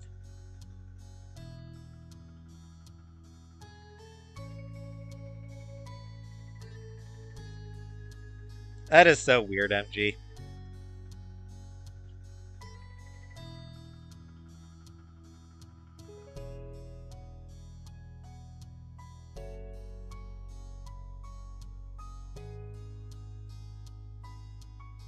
We've got things under control.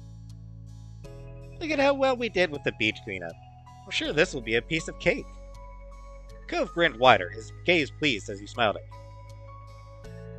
I like the way you think.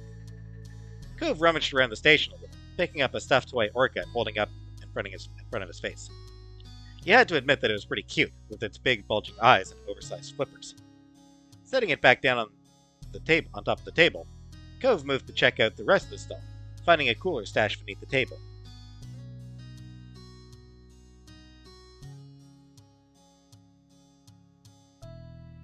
When he pulled it out and opened the lid, you could see that it was filled with half-melted ice cubes and about half a dozen bottles of water.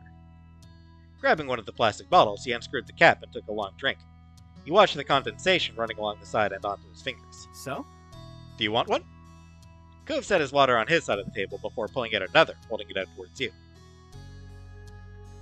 You accepted the water bottle. Thanks. After opening it up, you took a drink and let out a satisfied sigh. You hadn't realized how thirsty you had been, and it was always good to stay hydrated.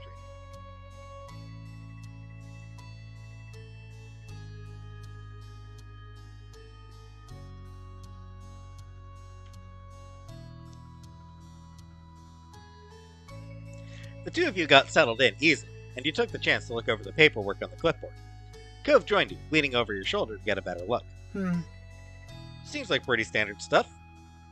He muttered, and you nodded quietly. It had general info about the event and the work you needed to do at the stall, as well as the amount of tickets sold thus far and the number remaining. Cove tapped a finger on the counter as he read quietly over the notes, muttering a few things now and then that you didn't fully hear. He seemed content to be there, and you were sure that the afternoon would pass by quickly. When he glanced out towards the crowd and made a small sound, you followed his line of sight to see that a potential supporter was on their way over to the booth.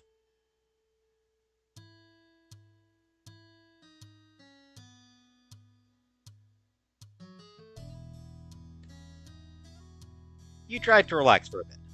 All in all, it was a pretty easy task, and you were sure that you and Cove were going to do great at it. You gave the customer an easygoing smile, casually flowing into a conversation with him.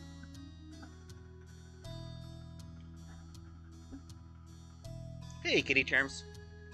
Time passes, the two of you man the stall, and as people approached, your sales pitch would either have them asking for a ticket or two, or heading off and mumbling, maybe next time.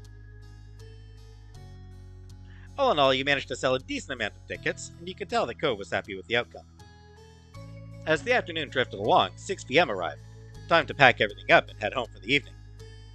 Your work with Orca was far from over, but right now there was only one thing left to focus on: attending the actual event. The days continued on in a normal flow, and before long the night of the Orca fundraising dinner was upon you. It was early evening, and you were in your room getting ready as the minutes ticked closer and closer towards the time you needed to leave.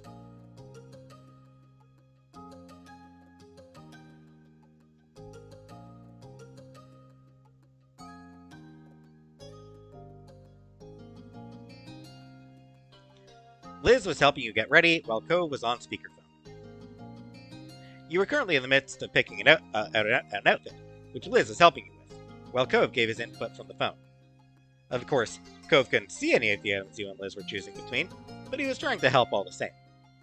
The event had strict guidelines. You wouldn't be let in unless you were dressed to code. That meant having to find a truly professional outfit, but one that you were also happy with.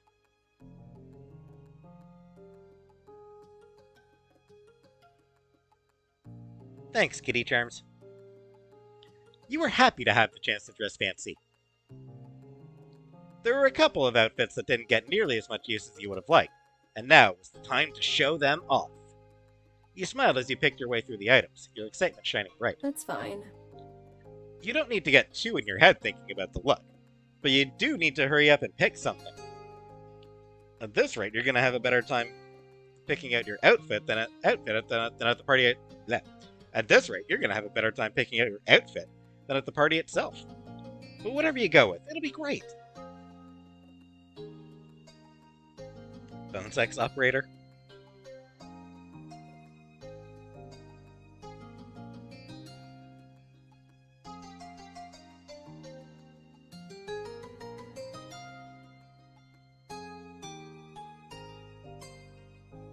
That's fine. Oh, that was him. That's fine. At this rate, you're going to have a better time picking out your outfit than at the party itself.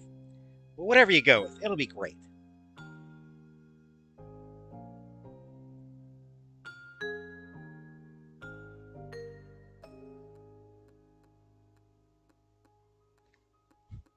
Here you go, Scapegoat.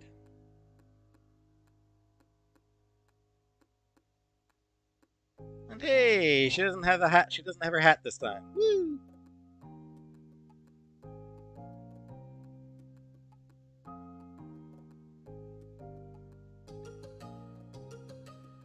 You laughed a little. It really shouldn't be this difficult to pick something out. You just needed to take the plunge and do it. Taking a deep breath to refocus yourself, you looked over the options one last time. It was time to decide on an outfit. And quick!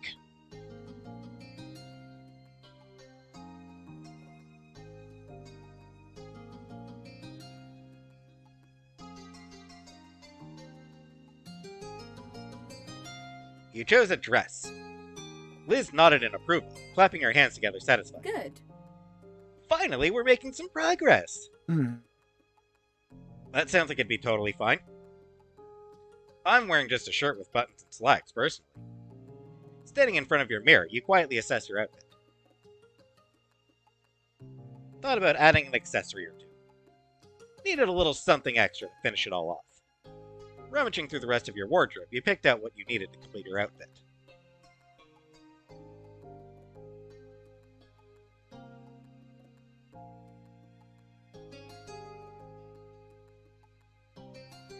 You slipped a bracelet around your wrist and made sure it was sitting there properly. Turning back to the mirror, you let Liz drape your best necklace around your neck and clasp it together at the back.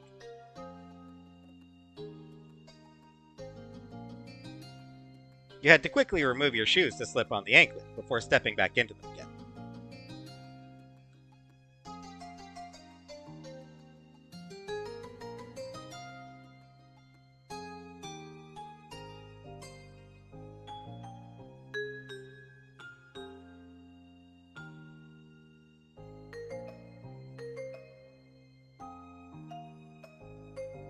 And sure, a ring. You couldn't leave the house without slipping on that. Holding your hand up to the light, you quietly admired the way it glinted. That should do.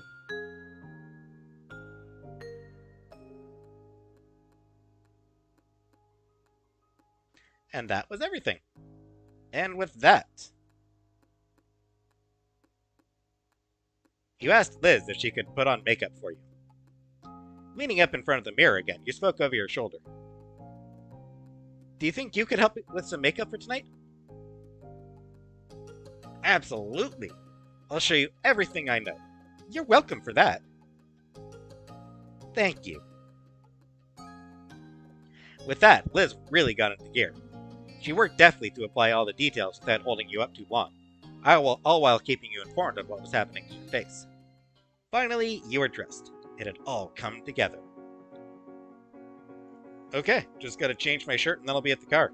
See you in a minute. When you looked at Liz again, she had a goofy smile pulling at her lips.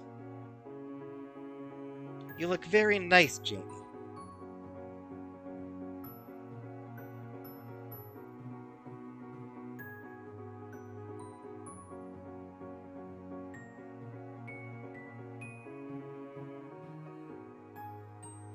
Thank you. And thanks for helping me out. I'm sure it wasn't easy. Liz laughed softly and ruffled your hair, but only barely. Not enough to actually mess it up. You've got that one right. But you know I'm here, whenever you need it. Liz wiped a pretend tear away with her finger, sniffling dramatically. Oh, precious Jamie, you've really all grown up. It happened in the blink of an eye when I wasn't even looking. She chuckled to herself, nudging you towards the door. Alright, time to get downstairs. Your very official, though still kind of baby, boyfriend awaits. You carefully headed down the stairs and into the living room, where your moms were waiting for your appearance. As you entered, they both stood from the couch and came over to you, smiling broadly. You look so wonderful, Jamie. Nice. And very mature, too.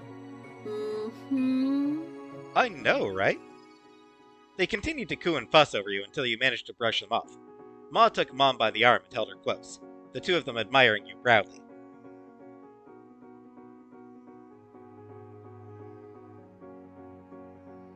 Thank you. It felt a little strange to have everyone's attention on you, but you liked it nonetheless. Liz smiled at you from where she stood, her expression soft. Ma came in to give you one last hug, and before you knew it, another pair of arms wrapped around you, and then a third. Both Mom and Liz giggled as they hugged you tight. We hope you have so much fun tonight. Have fun. We won't wait up for you. Stay out as long as you need. You're old enough now.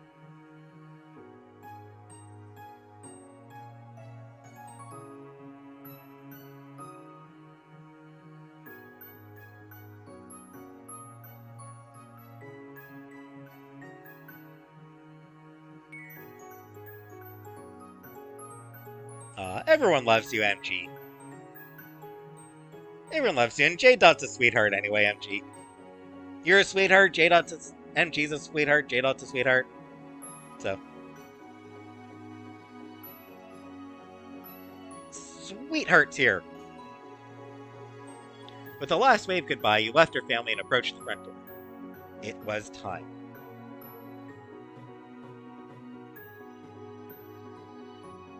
Stepping out into the night, you closed the door behind you gently and looked out across the street. Cove was standing there in the street. His eyes met yours immediately, as if he had been watching your house for the moment you would come out. He smiled bashfully. Hey, Jamie. Hey, I hope you're ready to do this.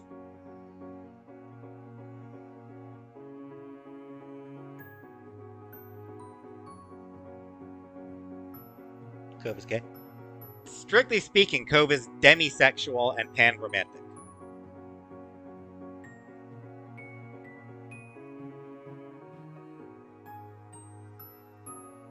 Sorry, Scapegoat.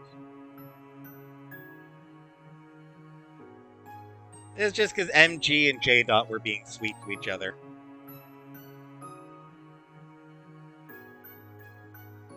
You took the chance to check over his outfit as he walked across the way to meet you. It was formal for sure, though it didn't feel overly posh. It made sense for him, and was honestly a sight for sore eyes. He was always beautiful to you, With a growing smile, he stepped closer, his cheeks reddening all the way down to his neck. Yeah, may as well show his full outfit.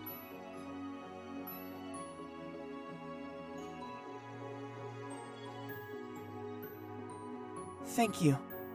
Thank you for coming with me and for dressing really nicely for this. Your outfit, it's just perfect. His gaze traveled downwards to take in your full form. And he leaned in only inches away from your face to whisper in your ear, his warm breath tickling your skin. I like the ankle bracelet. Your cheeks went hot, and you bit down on your lip to keep from smiling too much.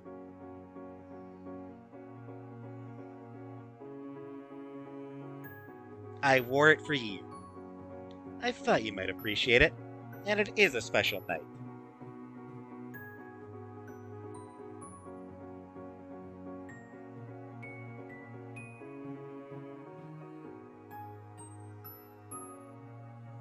Best friend is Demi. Took me a long time to stop being an asshole and understand what she meant. Glad I took the time to learn and understand. Andromeda Blue! Thank you for the gift membership, Andromeda. Congratulations to Scrapegoat.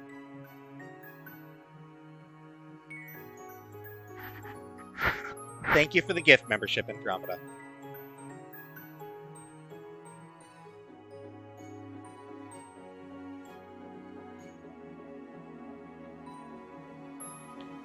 He smiled at you softly, the corners of his eyes crinkling as he brought his face even closer, to the point where the tips of your noses were touching. You're always too nice to me. He raised a hand and lightly trailed his fingers down your side, his touch tingling your skin through the fabric of your dress. You started to wonder if it was a good idea after all. Cove acting like that was killing you, and he hadn't even started the trip to the dinner yet. It took a great amount of effort to focus your thoughts and react to his overall assessment to your look.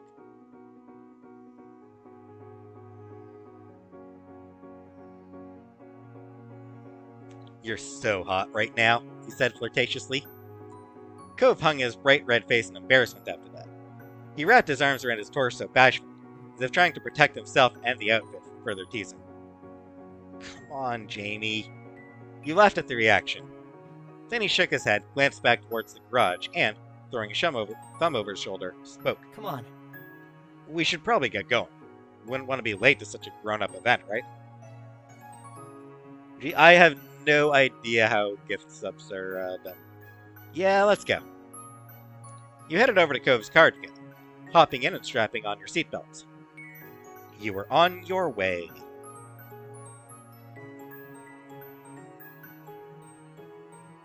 Click money sign.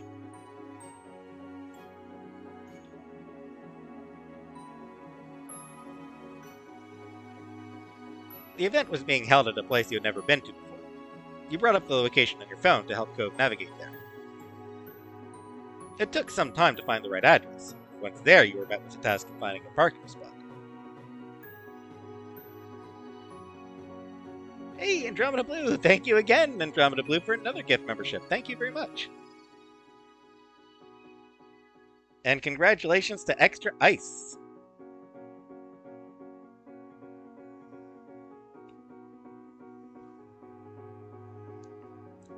Though you were on time, it seemed like everyone else had already showed up and claimed the spaces. Eventually, you found a suitable space, before realizing that it required payment. Cove covered the amount, taking a ticket from the machine and leaving it on the dashboard of the car.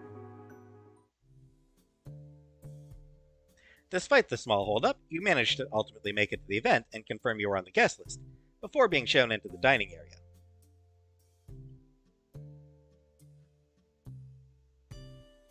Cove whistled low as he looked around, taking in the extravagance of the room. Chandeliers hung from the ceiling, and the entire place was decked out with beautiful oceanic displays. You were stunned yourself. It was extremely high class. Andromeda Blue, another gift membership! Thank you again, Andromeda, and congratulations to Trolling Bish. Fancy Red Lobster? It is. It was extremely high class, even more so than you had already expected. Trying for J. Ah.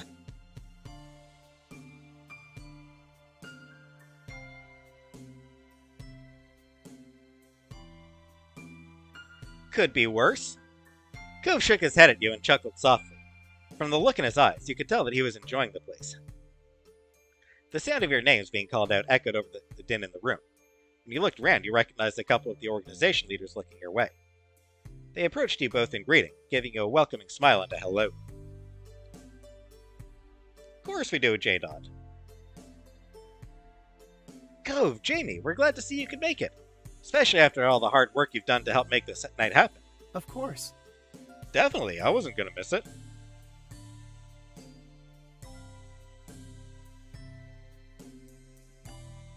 You say that as if we had a choice, you joke.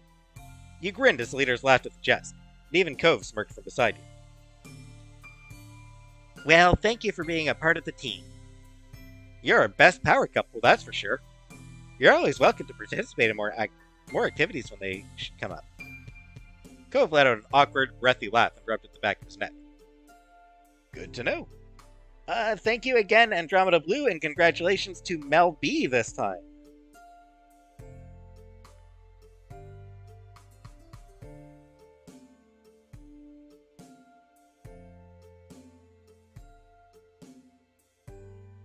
Tried Andromeda. Yeah. I'm sure at some point somebody will drop like a 20. Somebody will drop a 10 or 20 subs, and J-Dot will get one. I'm sure she'll get a gift membership soon. Soon enough, one of these lives. Good to know. Cove shrugged then, eyes darting around the place with an awkward look. So... I guess we should talk to more people. There isn't much else to do at an event like this. You found your way into groups of people who were standing around chatting, while some light music played in the background.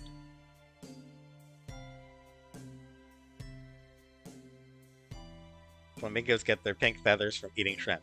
Cove gets his blue weave from drinking Baja Blast. Baja Blast. Baja Blast. Baja or Baja? Thank you again, Andromeda Blue. Color Purple! Holy shit, Color Purple just got the gift membership.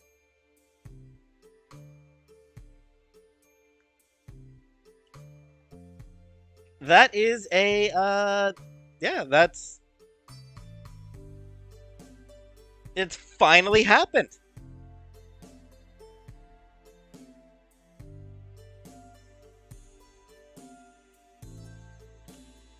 It's finally happened. Applause for the Color Purple.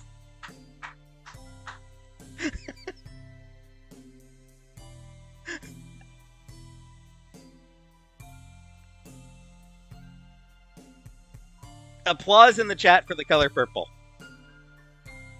People drop some applause in the chat for Color Purple finally getting a gift membership. Dancing around the room.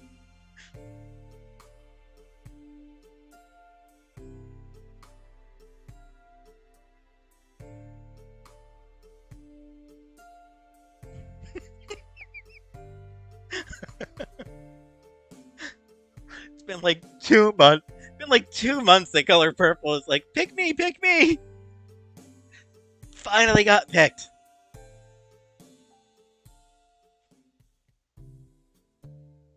Momentous occasion. Truly a momentous occasion.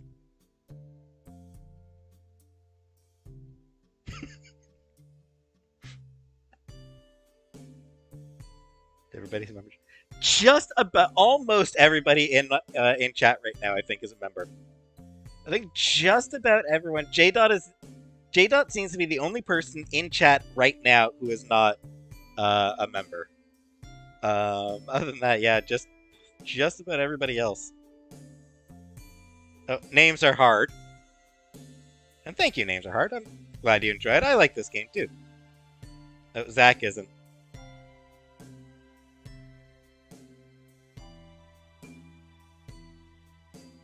So there are a couple of people who aren't members yet.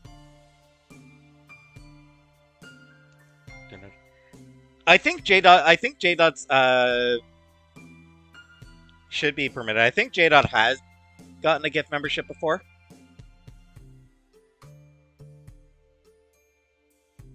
I'm pretty sure J Dot has gotten a gift membership in the past. Hey, JJT. Tried getting it, but it just won't let me in it, guys. Or am I wrong?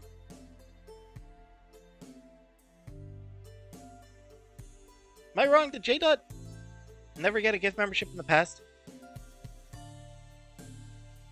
Oh. Went on YouTube and a laptop and couldn't get it enabled.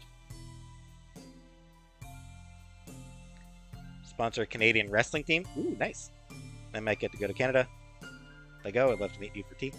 I did get your message. I did get your DM just now, MG. I was gonna wait until afterwards to respond.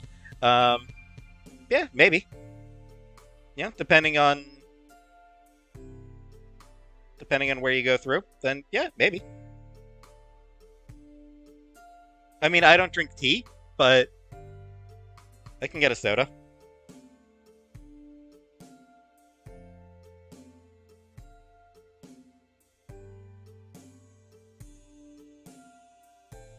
So, yeah, maybe. Yeah, we'll see.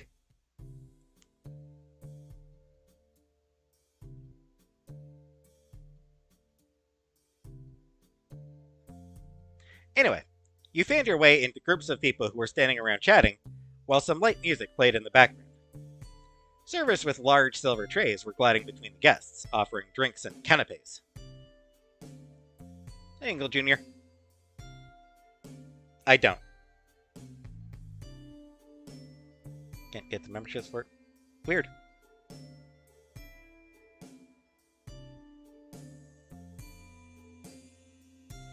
And, somewhat hairy, yes. Cove approached various people as he wound your way through the guests. He managed broaching new conversations well. You were enjoying talking to so many different people, both guests and members of the organization alike, and found yourself enjoying the company. The sound of a microphone crackling came from the podium at the other end of the room. Someone who you assumed must be the host for the evening was asking everyone to sit down in preparation for the meal and speeches. You and Cove looked for your table, finding it easily enough by the little name cards that were placed delicately beside the napkins. A few others joined you at the table, though there weren't anyone you recognized. The host was still speaking as people were settling, starting out the speeches by giving a welcome to everyone attending.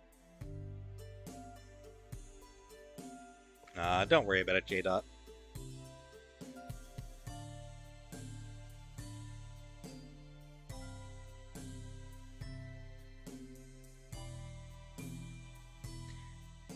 She went on to provide some more information about Orca, which he supposed was for the guests who weren't part of the organization, and the purpose of the fundraiser tonight. Orca's goals, as she explained it, were to aid in the conservation and restoration of oceans and beaches. There were many people who had helped to make the group as successful as it was.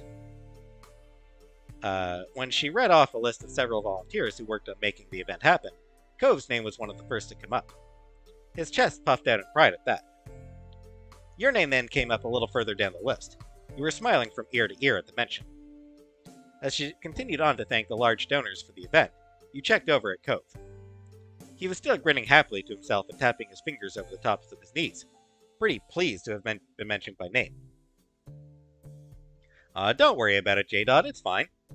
It's fine, J-Dot, don't worry.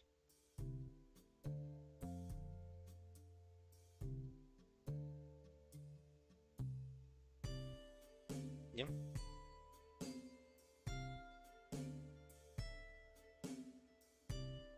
Not everyone needs to be a member, J-Dot, don't worry about it.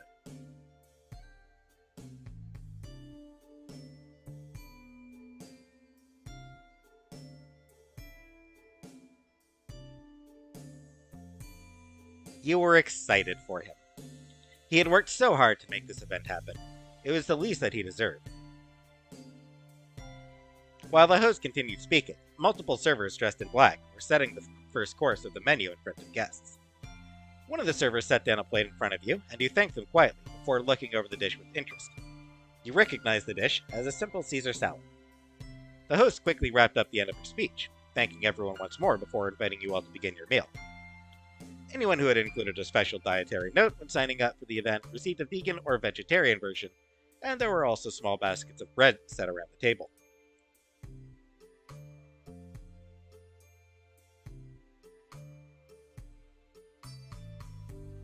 You just ate the salad. Cove wolfed down his salad before munching into a breadstick, quickly devouring that as well. I hope the next part comes out soon, and is bigger. Indeed.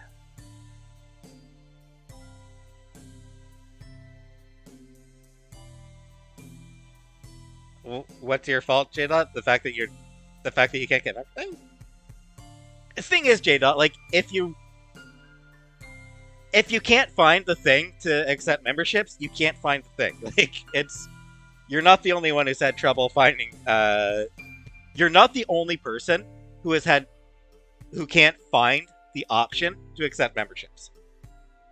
There are other people who, in the same boat, who just, like, the option doesn't seem to show up for them.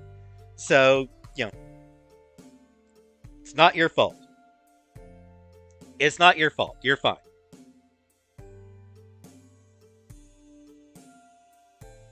Being mean? I'm not being mean, Friesen. I'm just saying, like, if the option's not there, then the option's not there. There's not much you can do about it. Not much, it's not J-Dot's fault that the option isn't there. Screen share? I don't know where it is, Friesen. I don't know how to turn the memberships on.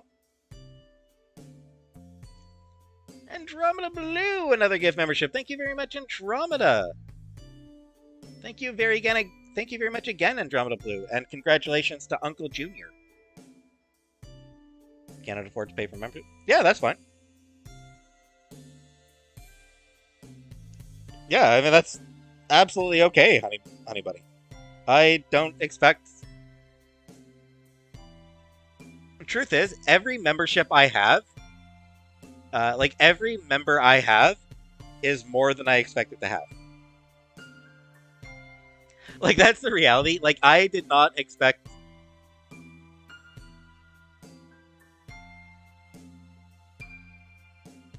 a lot of members. So, every member I have is a member that I did not expect to have.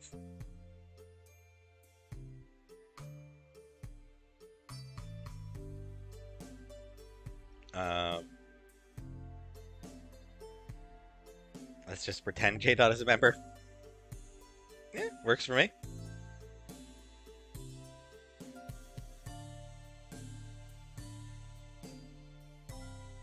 Got my membership from Zombie. Yep. Still in it. Yep. Yeah, Andromeda. I kept it cheap just because, like, for people who do want to be members, but I kept it cheap just for people who do want to join. But at no point have I ever been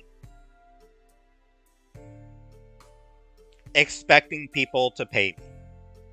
Like, that's what it is. At no point since I started this channel have I really been sort of expecting viewers to give me money. Poor too? Yep. Shit, I'm broke.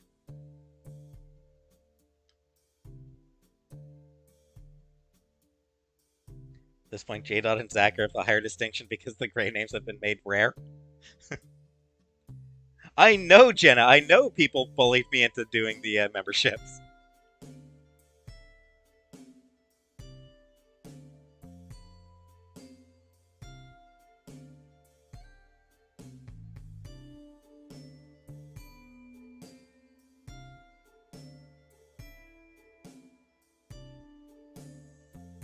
Don't feel bad, J-Dot. You're fine. It's fine. Anyway, yeah. Salad is not food. Every time, like, Salad always makes me think of a joke. I'm blanking on the comedian's name. Totally blanking on the name of the comedian. But Salad always reminds me of a joke by a comedian. That salad is not food. Salad is what comes before food. It is a promissory note that food is coming.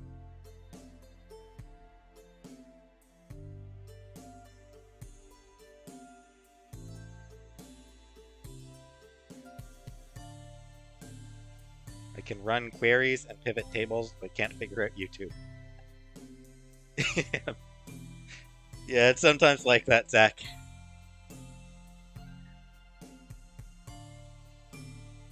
Hey, Triggers.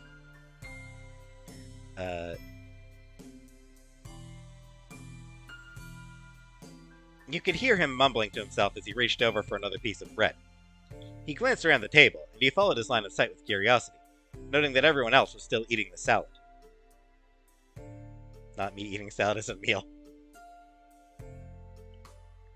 Yeah, that particular comedian, he was a big guy.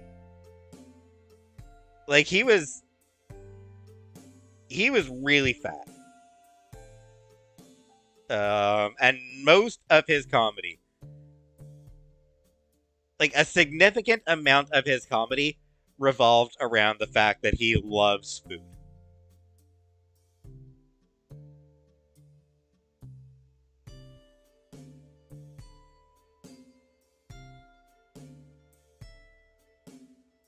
One of my favorite hey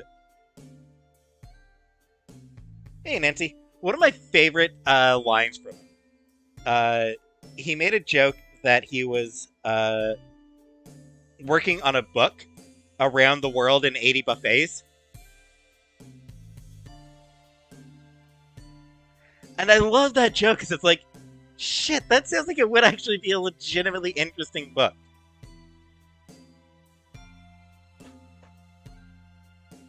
Yeah, that's a book he should have written. He should have written Around the World in 80 Buffets.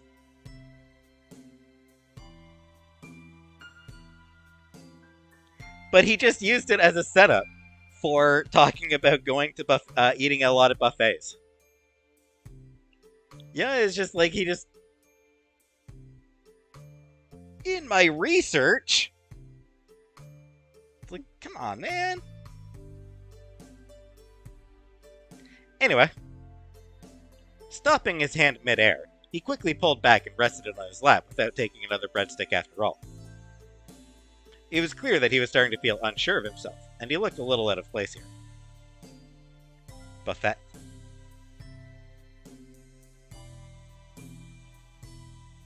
He folded his arms and turned away from them to you. Hey, did you like the salad?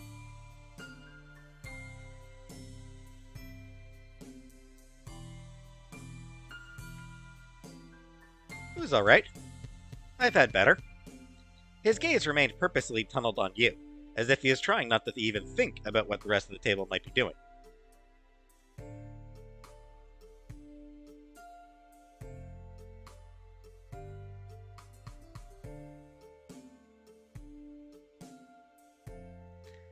You picked up a breadstick and gave it to Cove. It's okay. Oh, thank you. Cove spoke gently as he took the bread from your hand, looking choked up by your reassurance. He munched away on it happily, seeming much more at ease. It wasn't much longer until the main course was arriving, and the various chicken, steak, and veggie dishes were being served throughout the room. An array of scents wafted through the room, making your mouth water. Steak, obviously! You had chosen the steak! Duh! It was nice that you had been given the option of how you liked your steak cooked, and the meal on the plate in front of you seemed perfectly to your taste. Cove had gone for the steak, and once he started to dig in, he was completely absorbed by his meal.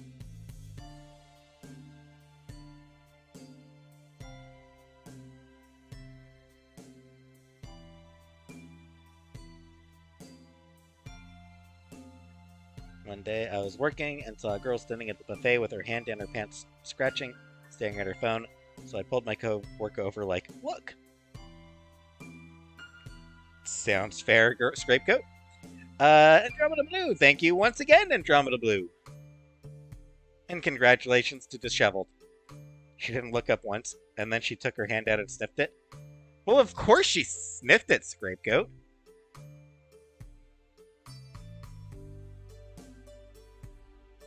If you're gonna be digging around down there, it's just natural to take a whiff afterwards.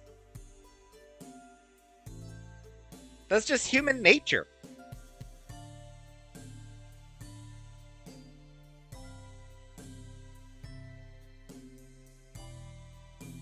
Oh, who's leaving?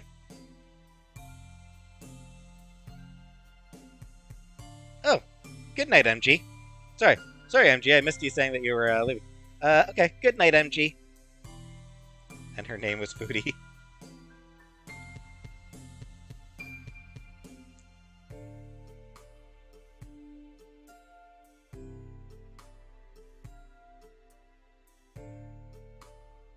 You flicked something at him while he was off guard. You centered a pea in a clear spot on your plate, taking the time to get the angle right. He wasn't going to notice what you were doing as long as he had food in front of him. In public, leaning against the buffet. I know, Scrapegoat, I know. When it was perfect, you struck the tiny thing and it hit him directly on the side of his cheek. He bolted upright in shock, almost choking on his mouthful of food. Probably, Gia. I don't know what I do when I'm sleeping. The look he gave you was far from impressed, but his eyes still held a glint of amusement. We're not, J-Dot. We're not mad at you, J-Dot. You are much appreciated in this chat, J-Dot. You threw your gaze away from him innocently, as though you had done nothing at all. When you peeked to see if you had gone off scot-free, he rolled his eyes and returned to his meal. You chuckled lightly beneath your breath, and he did the same, thoroughly entertained. Dinner eventually ended, and last of all was dessert. A lemon sorbet that had been partially dyed blue. The mix of white with bold streaks of blue made the little scoop look like a ball of roaring ocean waves. He was taking me to a buffet? The effect was very pretty, but the serving size was small. Perhaps it was the price to pay for artistry. You turned to Cove to find him pouting a little at the size of it. Digging into the dessert, it took him only a few bites to polish it off. Again, the other people around the table had barely even begun eating. An unimpressed air settled over him as he sat back in his chair, sipping at his water unhappily.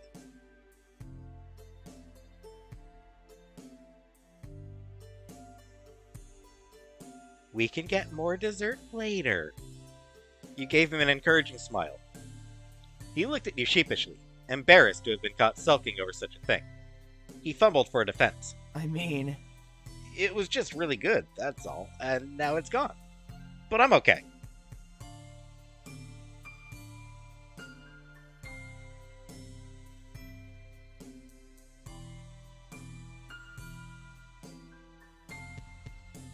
With a slight grin, he shrugged to show that he was really fine.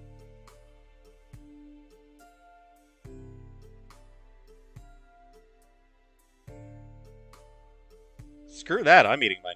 Alright, Cove. You spooned a mouthful of the sorbet into your mouth, enjoying the bright, citrusy taste on your tongue. It really was delicious.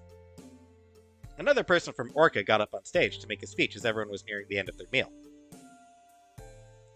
They spoke mostly about the individual projects that the organization was working on, and their plans for the near future, as well as encouraging anyone who was interested to consider volunteering.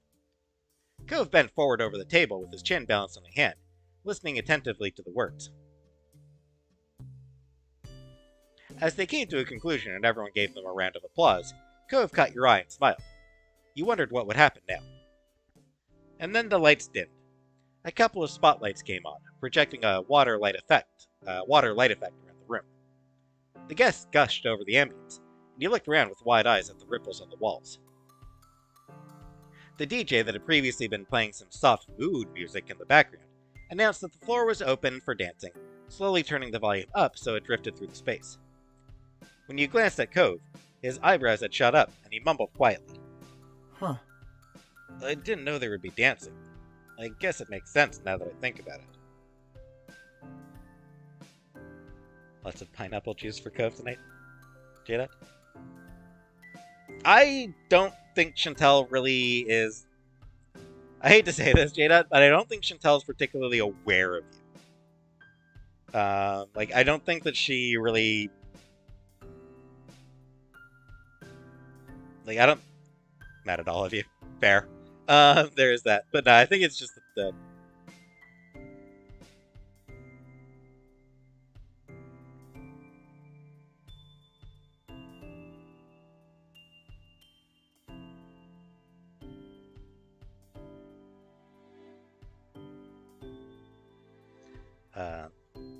He gave an awkward laugh as you both watched as people rose from their seats. It was clear now that many of the donors were couples. A small crowd had started to form on the dance floor, and the DJ played a romantic song to get everyone started off. Cove let his gaze float over the small sea of guests who were moving onto the floor, his hands twisting in his lap as his lips pulled into a tight line. And then with a breath and the lift of his hand, he turned to you. Well, Want to dance with me? I was just about to ask you the same thing.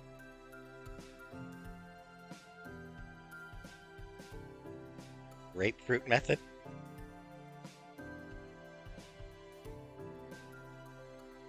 He let out a stuttering laugh, relieved. Oh, that's good. Accepting Cove's outstretched hand, you rose from your seats together and stepped out onto the floor. When you had found a spot for yourselves amongst the other guests, you turned and faced him, standing close. Cove gave you a small smile as you looked up at him. He seemed a little nervous. I don't know how to dance. Not for real. He admitted with a slight squeeze to your hand and a sheepish look. You gave him a reassuring grin and nudged a little closer to him still. It's okay. I know. With a familiar face full of affection, he let go of you and raised his arms to slide both of his hands behind your back. You wrapped your arms around him in response. Together, you gently swayed to the music, moving your feet in time to the delicate beat. Thank you once more, Andromeda Blue, and congratulations to Fluffy Giraffe Cloud. Is Fluffy Giraffe Cloud even in chat right now? Either way, congratulations to Fluffy Giraffe Cloud, and thank you once again from Andromeda Blue.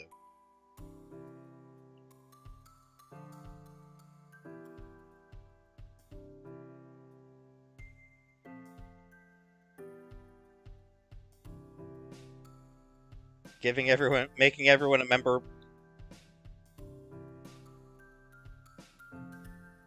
Gifted memberships are automatically given. I know backwards. Andromeda Blue. Making everyone's name green one person at a time. One membership at a time. It was nice just being here like this, in each other's arms. You didn't have to worry about whether you knew the right steps or not.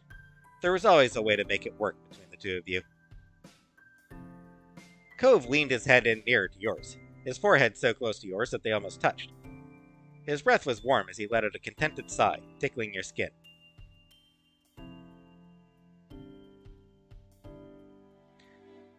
You really do look so good tonight. You're such a stunning person. Thank you. You smiled widely, feeling your cheeks hotter at the compliment. Have you had a nice time? I hope you did.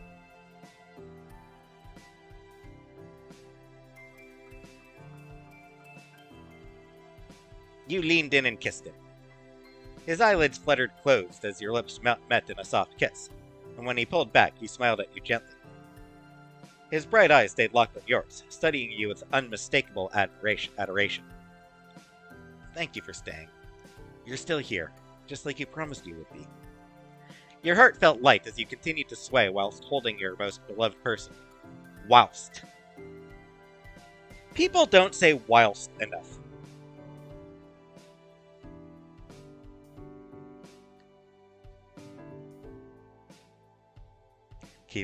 Keep baiting Andromeda in to make everyone green. Anyway, J dot. Click join and then the 3 dots and go to gift settings to toggle on. Babe? Meh. Babe's boring. Babe is kind of a boring word. Whilst? Whilst is a good word.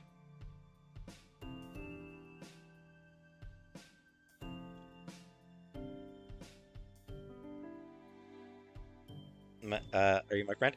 As much as any of my viewers are friends, J dot. Once got a membership when I hadn't been in the live at all. I assume because non-members here didn't have a lag turned on.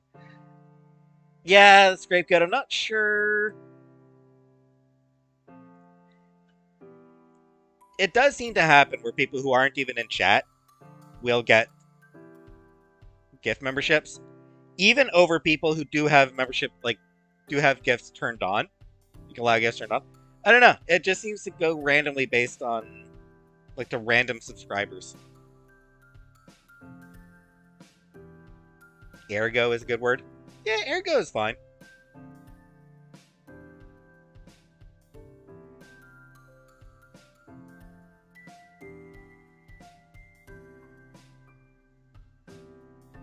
So I got mine. Yep.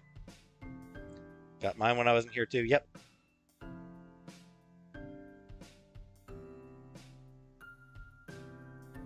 I kind of feel like it makes sense for gift memberships to go to people who are in the chat at the time the gift is given, but it honestly doesn't.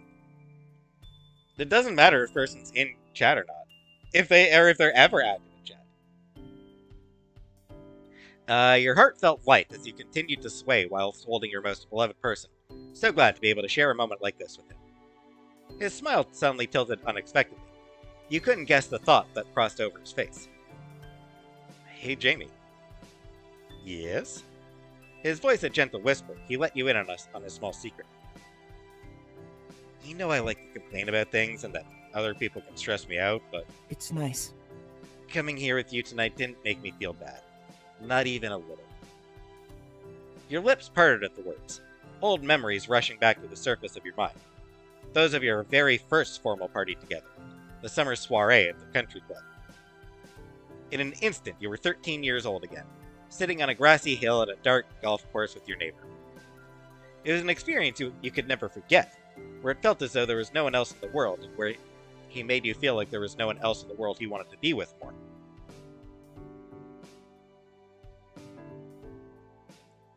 Do you find myself using these Arabic words in my everyday life now? I mean, that's kind of cool, Habibi. Yeah. Scapegoat? That is Lisa LaFlamme Scapegoat. For a little while, she was sort of a meme in my chat. Speaking of which, I still need to get around to making more emojis. I'm lazy. That was the night Cove tried so hard to enjoy with you, but had been plagued by his anxieties despite it all. And now...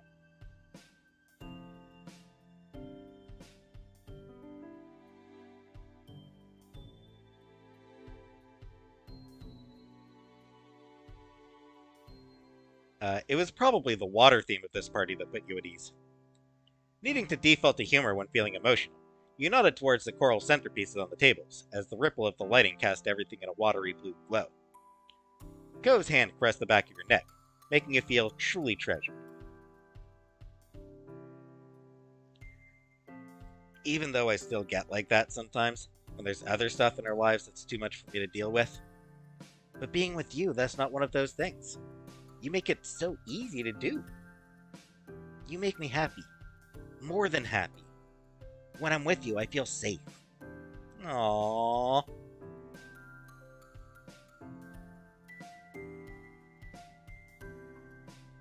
His voice wavered ever so slightly, his feelings getting the best of him.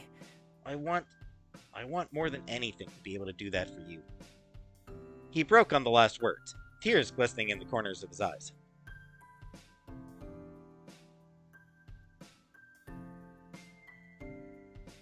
And kiss him again.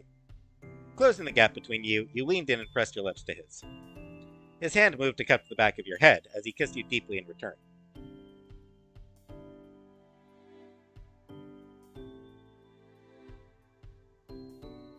Then he pulled back slowly, his smile never leaving his face. Habibi?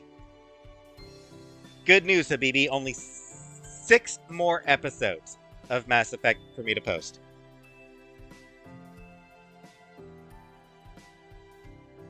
Three weeks. My Mass Effect playthrough will be done in 3 more weeks.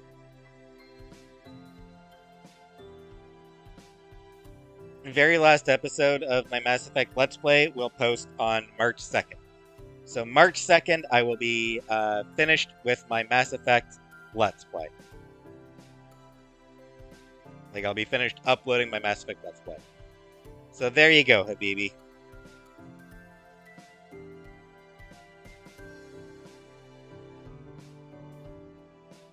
Then he pulled back slowly, his smile never leaving his face. A lot has happened, huh? You nodded faintly. You weren't sure if he meant just today, this summer, or your entire time knowing each other. But it didn't really matter. It was true either way.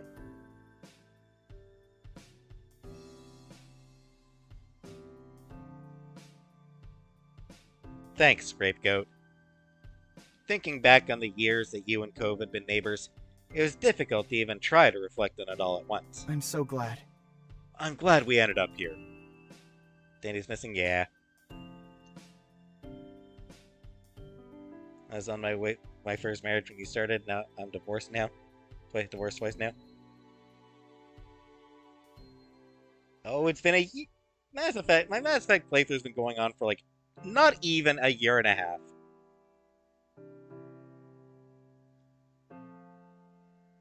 Right?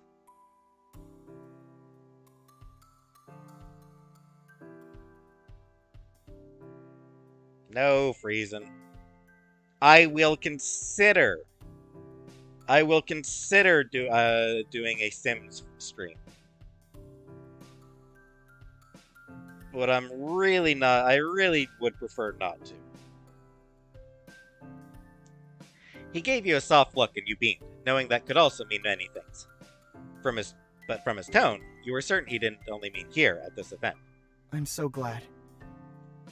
It was more than that.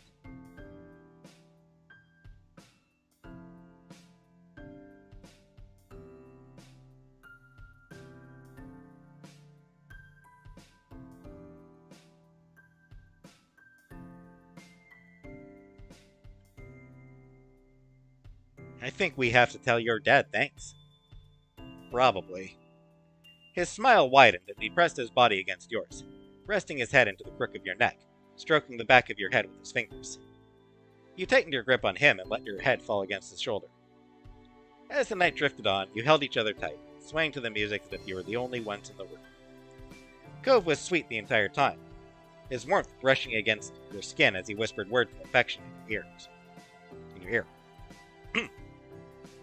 He was extremely good at making you feel special. You couldn't have hidden your blissful smile even if you wanted to.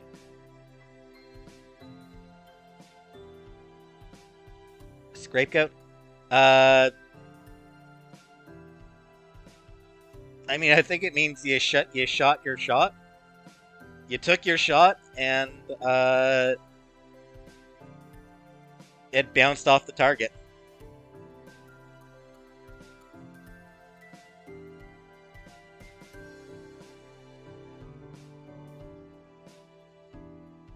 He was extremely good at making you feel... anyway, the party eventually started to wind down, and at last it came to an end. When the main lights turned on, you blinked against the brightness of them, making sure you still had Cove in your sights. One final speaker came up to the podium on stage, thanking all the guests for coming, and wishing everyone a good night. What are we playing? Hey, California Milk. It's Our Life Beginnings and Always. It is a visual novel. Keep trying until you get a restraining order. It was bittersweet to see it come to a close. Your time with Cove here was precious. At least the memories could be brought with you. Giving the space one more look, you walked together with Cove out to the parking lot. The other guests were doing the same, so you got stuck in a bit of a crowd. The Cove was so tall you could always see him, and it was easy enough not to get separated. The parking lot itself was quite big, and even more noticeable now with fewer cars blocking the view. It took a little while to actually locate Cove's car across its expanse. Eventually you found it, and the two of you bundled inside the vehicle and buckled up. The trip home was quiet, as you both silently reflected back on the experience. The event had been the biggest night of the year for Orca, and now it was all over, just like that. Outside your window, the surroundings soon became familiar, and you found yourselves back in your neighborhood. Cove pulled into his driveway and put it in park, before letting out a relieved breath. Home sweet home. Yeah. After climbing out of the car, you walked slowly down the road, Cove coming over to stand beside you. You stopped in the middle of the street, right between your house and his, and turned to him, finding him in the process of opening his mouth to speak. Strangely, he clamped his lips together, as though he had suddenly thought better of it.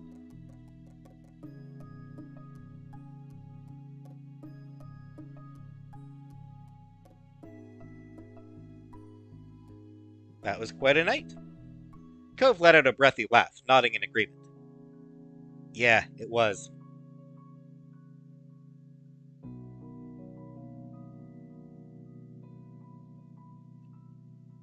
You kissed him goodnight. Needing to be close again before the night ended, you pressed your lips against his in a gentle kiss. He smiled as he separated, running his fingers over the side of your face. Night. Night, Jamie.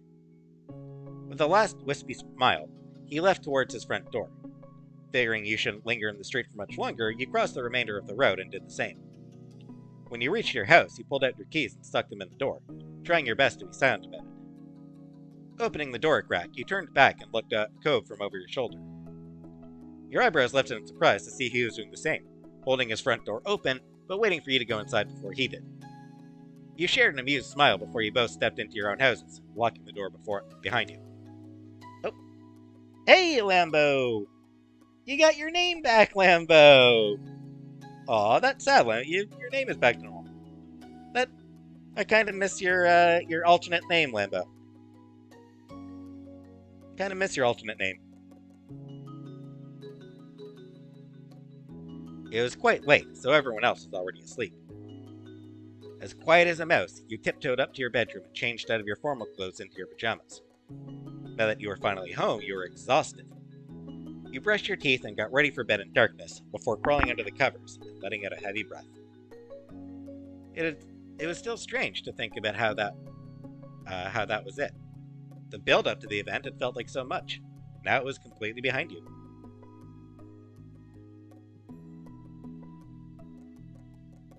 Your mind was busy with rapid yet muddled thoughts as you faded closer and closer to sleep. As unconsciousness creeped up on you, you felt more content. It was a big deal, but there would be more in the future. You could accept what it had been, and you could dream about what you'd get to experience next. And then you were taken away from dreams right back into reality by a sound. Your eyebrows pinched together, fully unprepared to be a part of the waking world again. The day was over, and it had been an eventful one. But you heard another noise. It was a tapping. Your eyes flew open. The window. There was a tapping that came from your window. Cove Holden.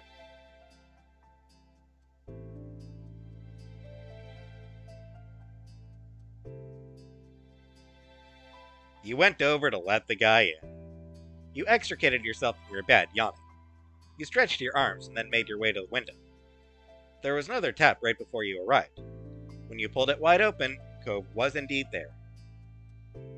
You had not been surprised to find Cove awkwardly crouched on your window ledge. However, you were taken aback to see that he was a little overdressed. Cove hadn't changed out of his formal clothes. You also noticed that he was perched clumsily. You didn't know if it was because he was trying to keep his fancy clothes clean, or if he felt weird about something. His body was too stiff and awkward. Cove smiled sheepishly. Hi, Jamie.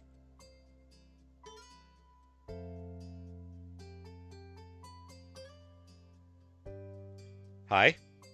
You moved aside and let him climb inside. He cautiously stepped down by stretching his legs over. Strangely, he didn't use his hands for support. It was clear to you now. He was holding something. Arby's?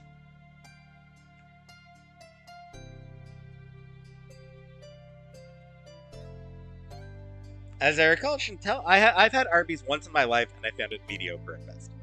Found it not great. When he was safely on his feet, he briefly checked out his clothes, twisting around to see the back of his pants. He caught you looking and shrugged. I mean, I did go home after the event, but I knew I wasn't going to be able to settle down, so I just walked back out. I needed fresh air and time away from everything. He paused for a moment and raised his clasped together hands where you could see them. But then something happened and, well, so I have something I want to show you. Cove grinned like a child and gently unfurled his fingers, not being able to keep you in suspense for even a minute. Carefully sitting inside was a tiny yellow light.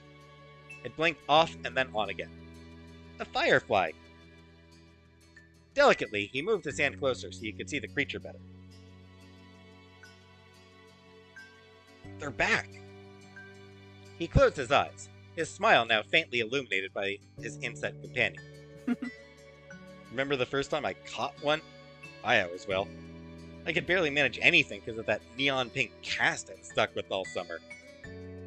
You were still stunned by what was happening, but couldn't help snickering when Cove did. It was thanks to you that I finally held a firefly in my own hand. I was happy to. Honestly, I didn't think I'd see them this year. I don't know why.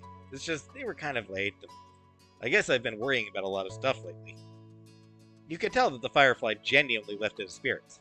He seemed at peace, and he wanted to share that with you. Dan Firefly? Some people really like fireflies, Honeybunny. The fact that his first thought after discovering the fireflies was to come over and celebrate the joy with you made you suddenly feel very cherished. Cove opened his eyes, but he looked away, not meeting you. it's nice. It's really nice, I think.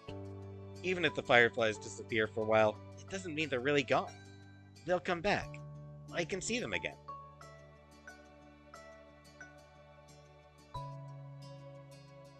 Favorite season? My favorite season is autumn.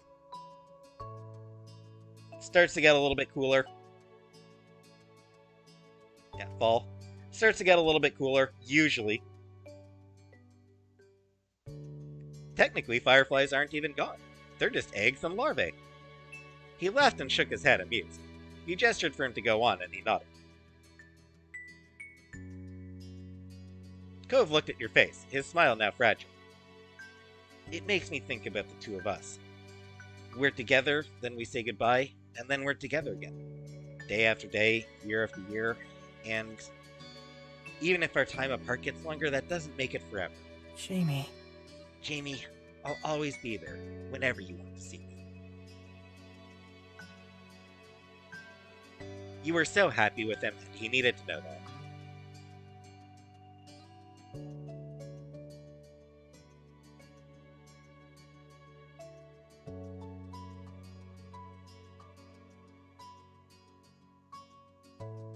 I like it even more because I'm happy and everyone else is depressed.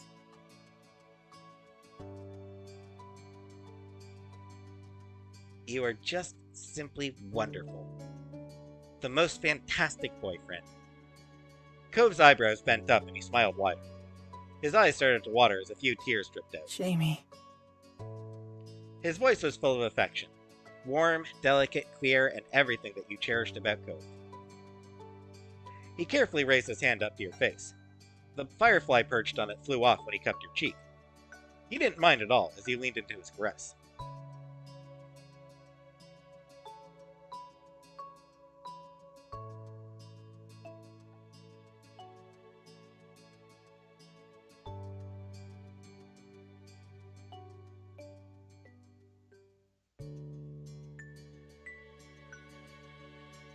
Snow and ice are pretty awful to you.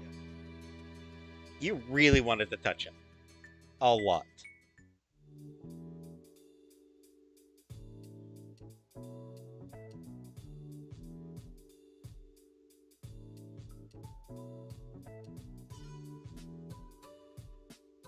You pressed him up against the wall. Then you stepped forward with purpose and pressed your hands against his shoulders. You kept walking. His eyes widened, but he let you lead him, stepping back at the prompting. Cove squeaked and he made contact with the wall. You stared up into his flushed face.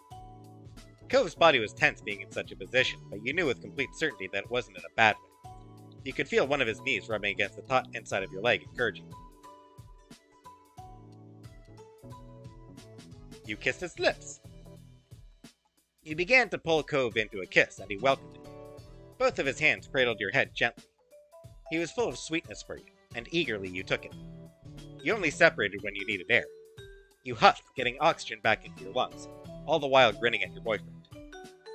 Cove beamed at you and then kissed you back once more, a brief but solid stamp of his affection.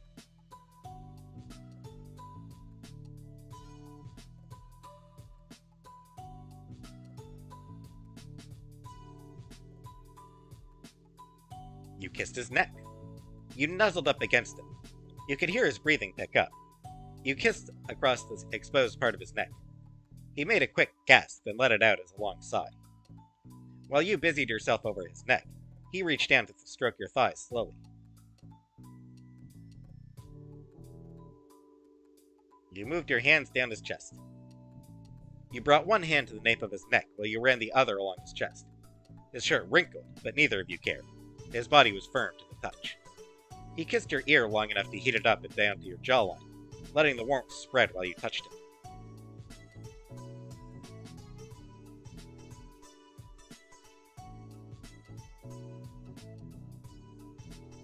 But I was going there, Gia. You grabbed his butt. You slid your hand down his back, skimming the muscle underneath. You could feel them tightening the lower you got. You paused at the base of his spine, fingers tapping with intention, but giving him time to voice disagreement with your course of action. He did quietly murmur something.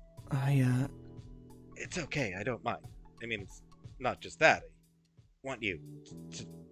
He couldn't muster the last word, but, still feeling validated, you let your hand cup his butt and squeezed it. Cove took a sharp breath. Jamie. His voice was laced with embarrassment, but not dissatisfaction. Then Cove carefully rested his hands on your shoulders and looked away. He took a few deep breaths as he kept you there. You could tell he was as worked up as he could manage for tonight. That was all right. You were feeling rather satisfied too. You smiled a little and tried to slow your own racing heart. He giggled, obviously getting flustered over all of this, and spoke quietly. Thank you, Jamie, for being with me. It's hard to find the right words. I'm just so happy. You make me so happy. More than anyone else.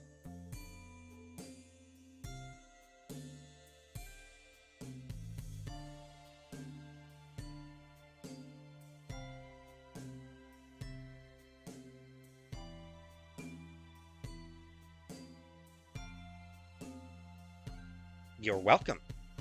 Cove looked into your eyes with a soft, slightly shy expression. There was hope in his smile. Do you want to go to the hill with me? I bet there's still fireflies.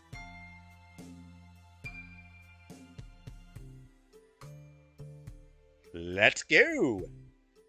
Let's go! Cove brightened. He was practically bouncing at the thought of a secret excursion before he suddenly became bashful. So how should we leave? We could just try the door. We don't have to do the window thing. But maybe that'd bother your family?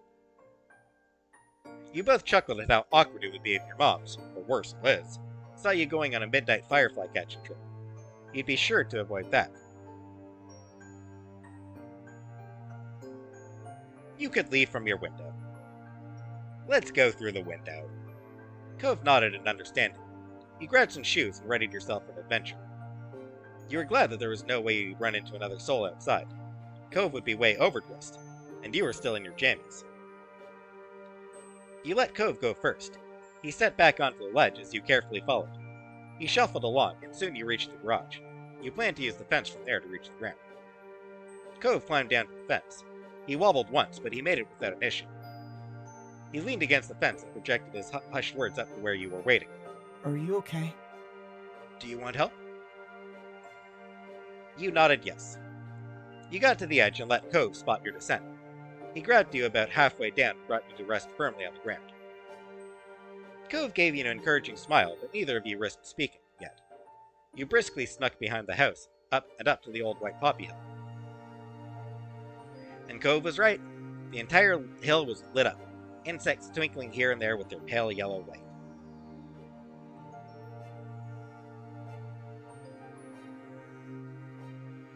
I did enjoy chasing fireflies when I was a kid.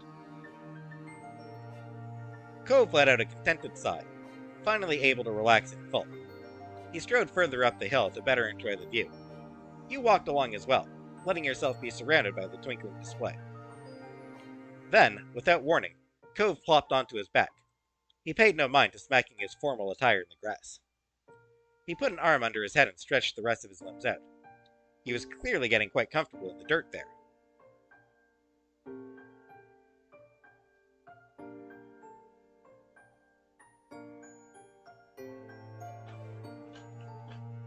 J-Dot's looking for friends. Be friends with J-Dot. J-Dot's a sweetheart, so be her friend.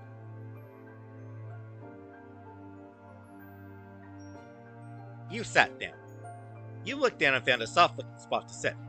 You brushed some of the longer grass aside and settled in. Wonder if Dad will be mad about the grass stains.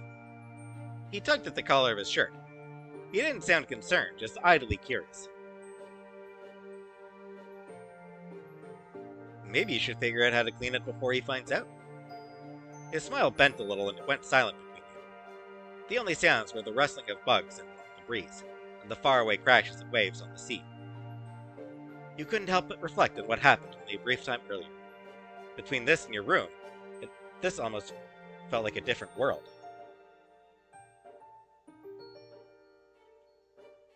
Was it even real? What happened between you two? You could almost be convinced it wasn't, and that you had never actually stopped dreaming. You stole a glance at Cove. He caught you and blushed. That little reddening reassured you. Cove remembered same as you. What you had was real.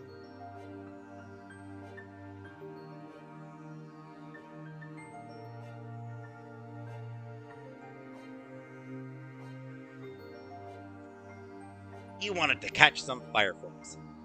You got up to your feet to brush the grass off. Cove leaned up and propped himself up on his arms. One of his eyebrows was raised as well. What are you doing? I'm catching fireflies. Cove laughed and he rolled over as part of the process of getting to his feet. You should have told me. Then he rose up all the way and pushed his sleeves up even more. Catching fireflies was serious business.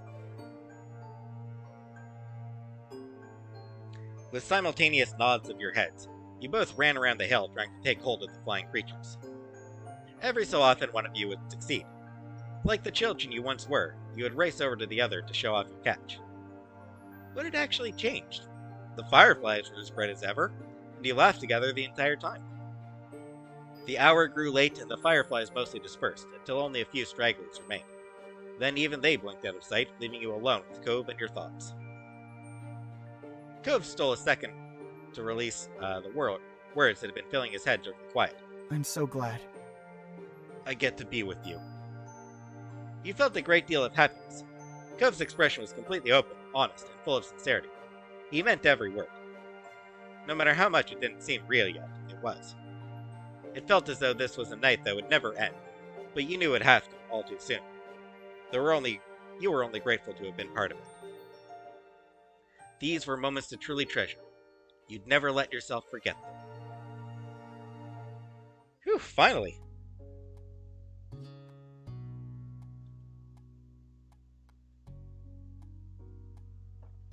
Finally.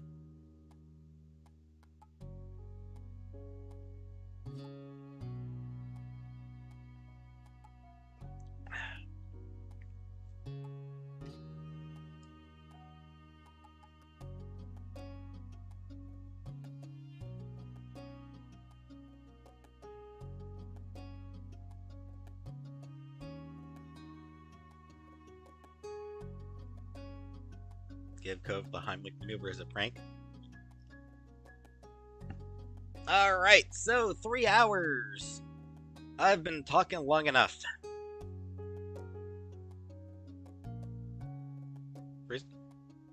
Not a new game, no, end of the night.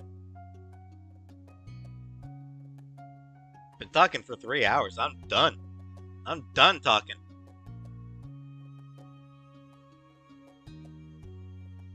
I will not, Habibi. I am, in fact, giving serious consideration to spending the $10 on that Trans Witches Are Witches bundle. A few more hours? Oh, hell no.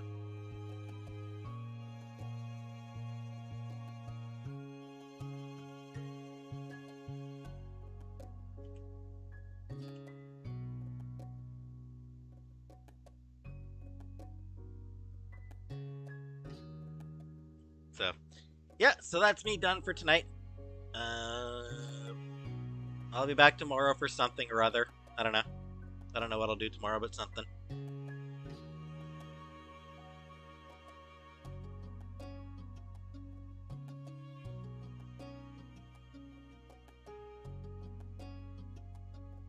So, thanks for coming.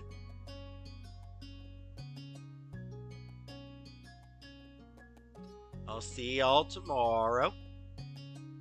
And,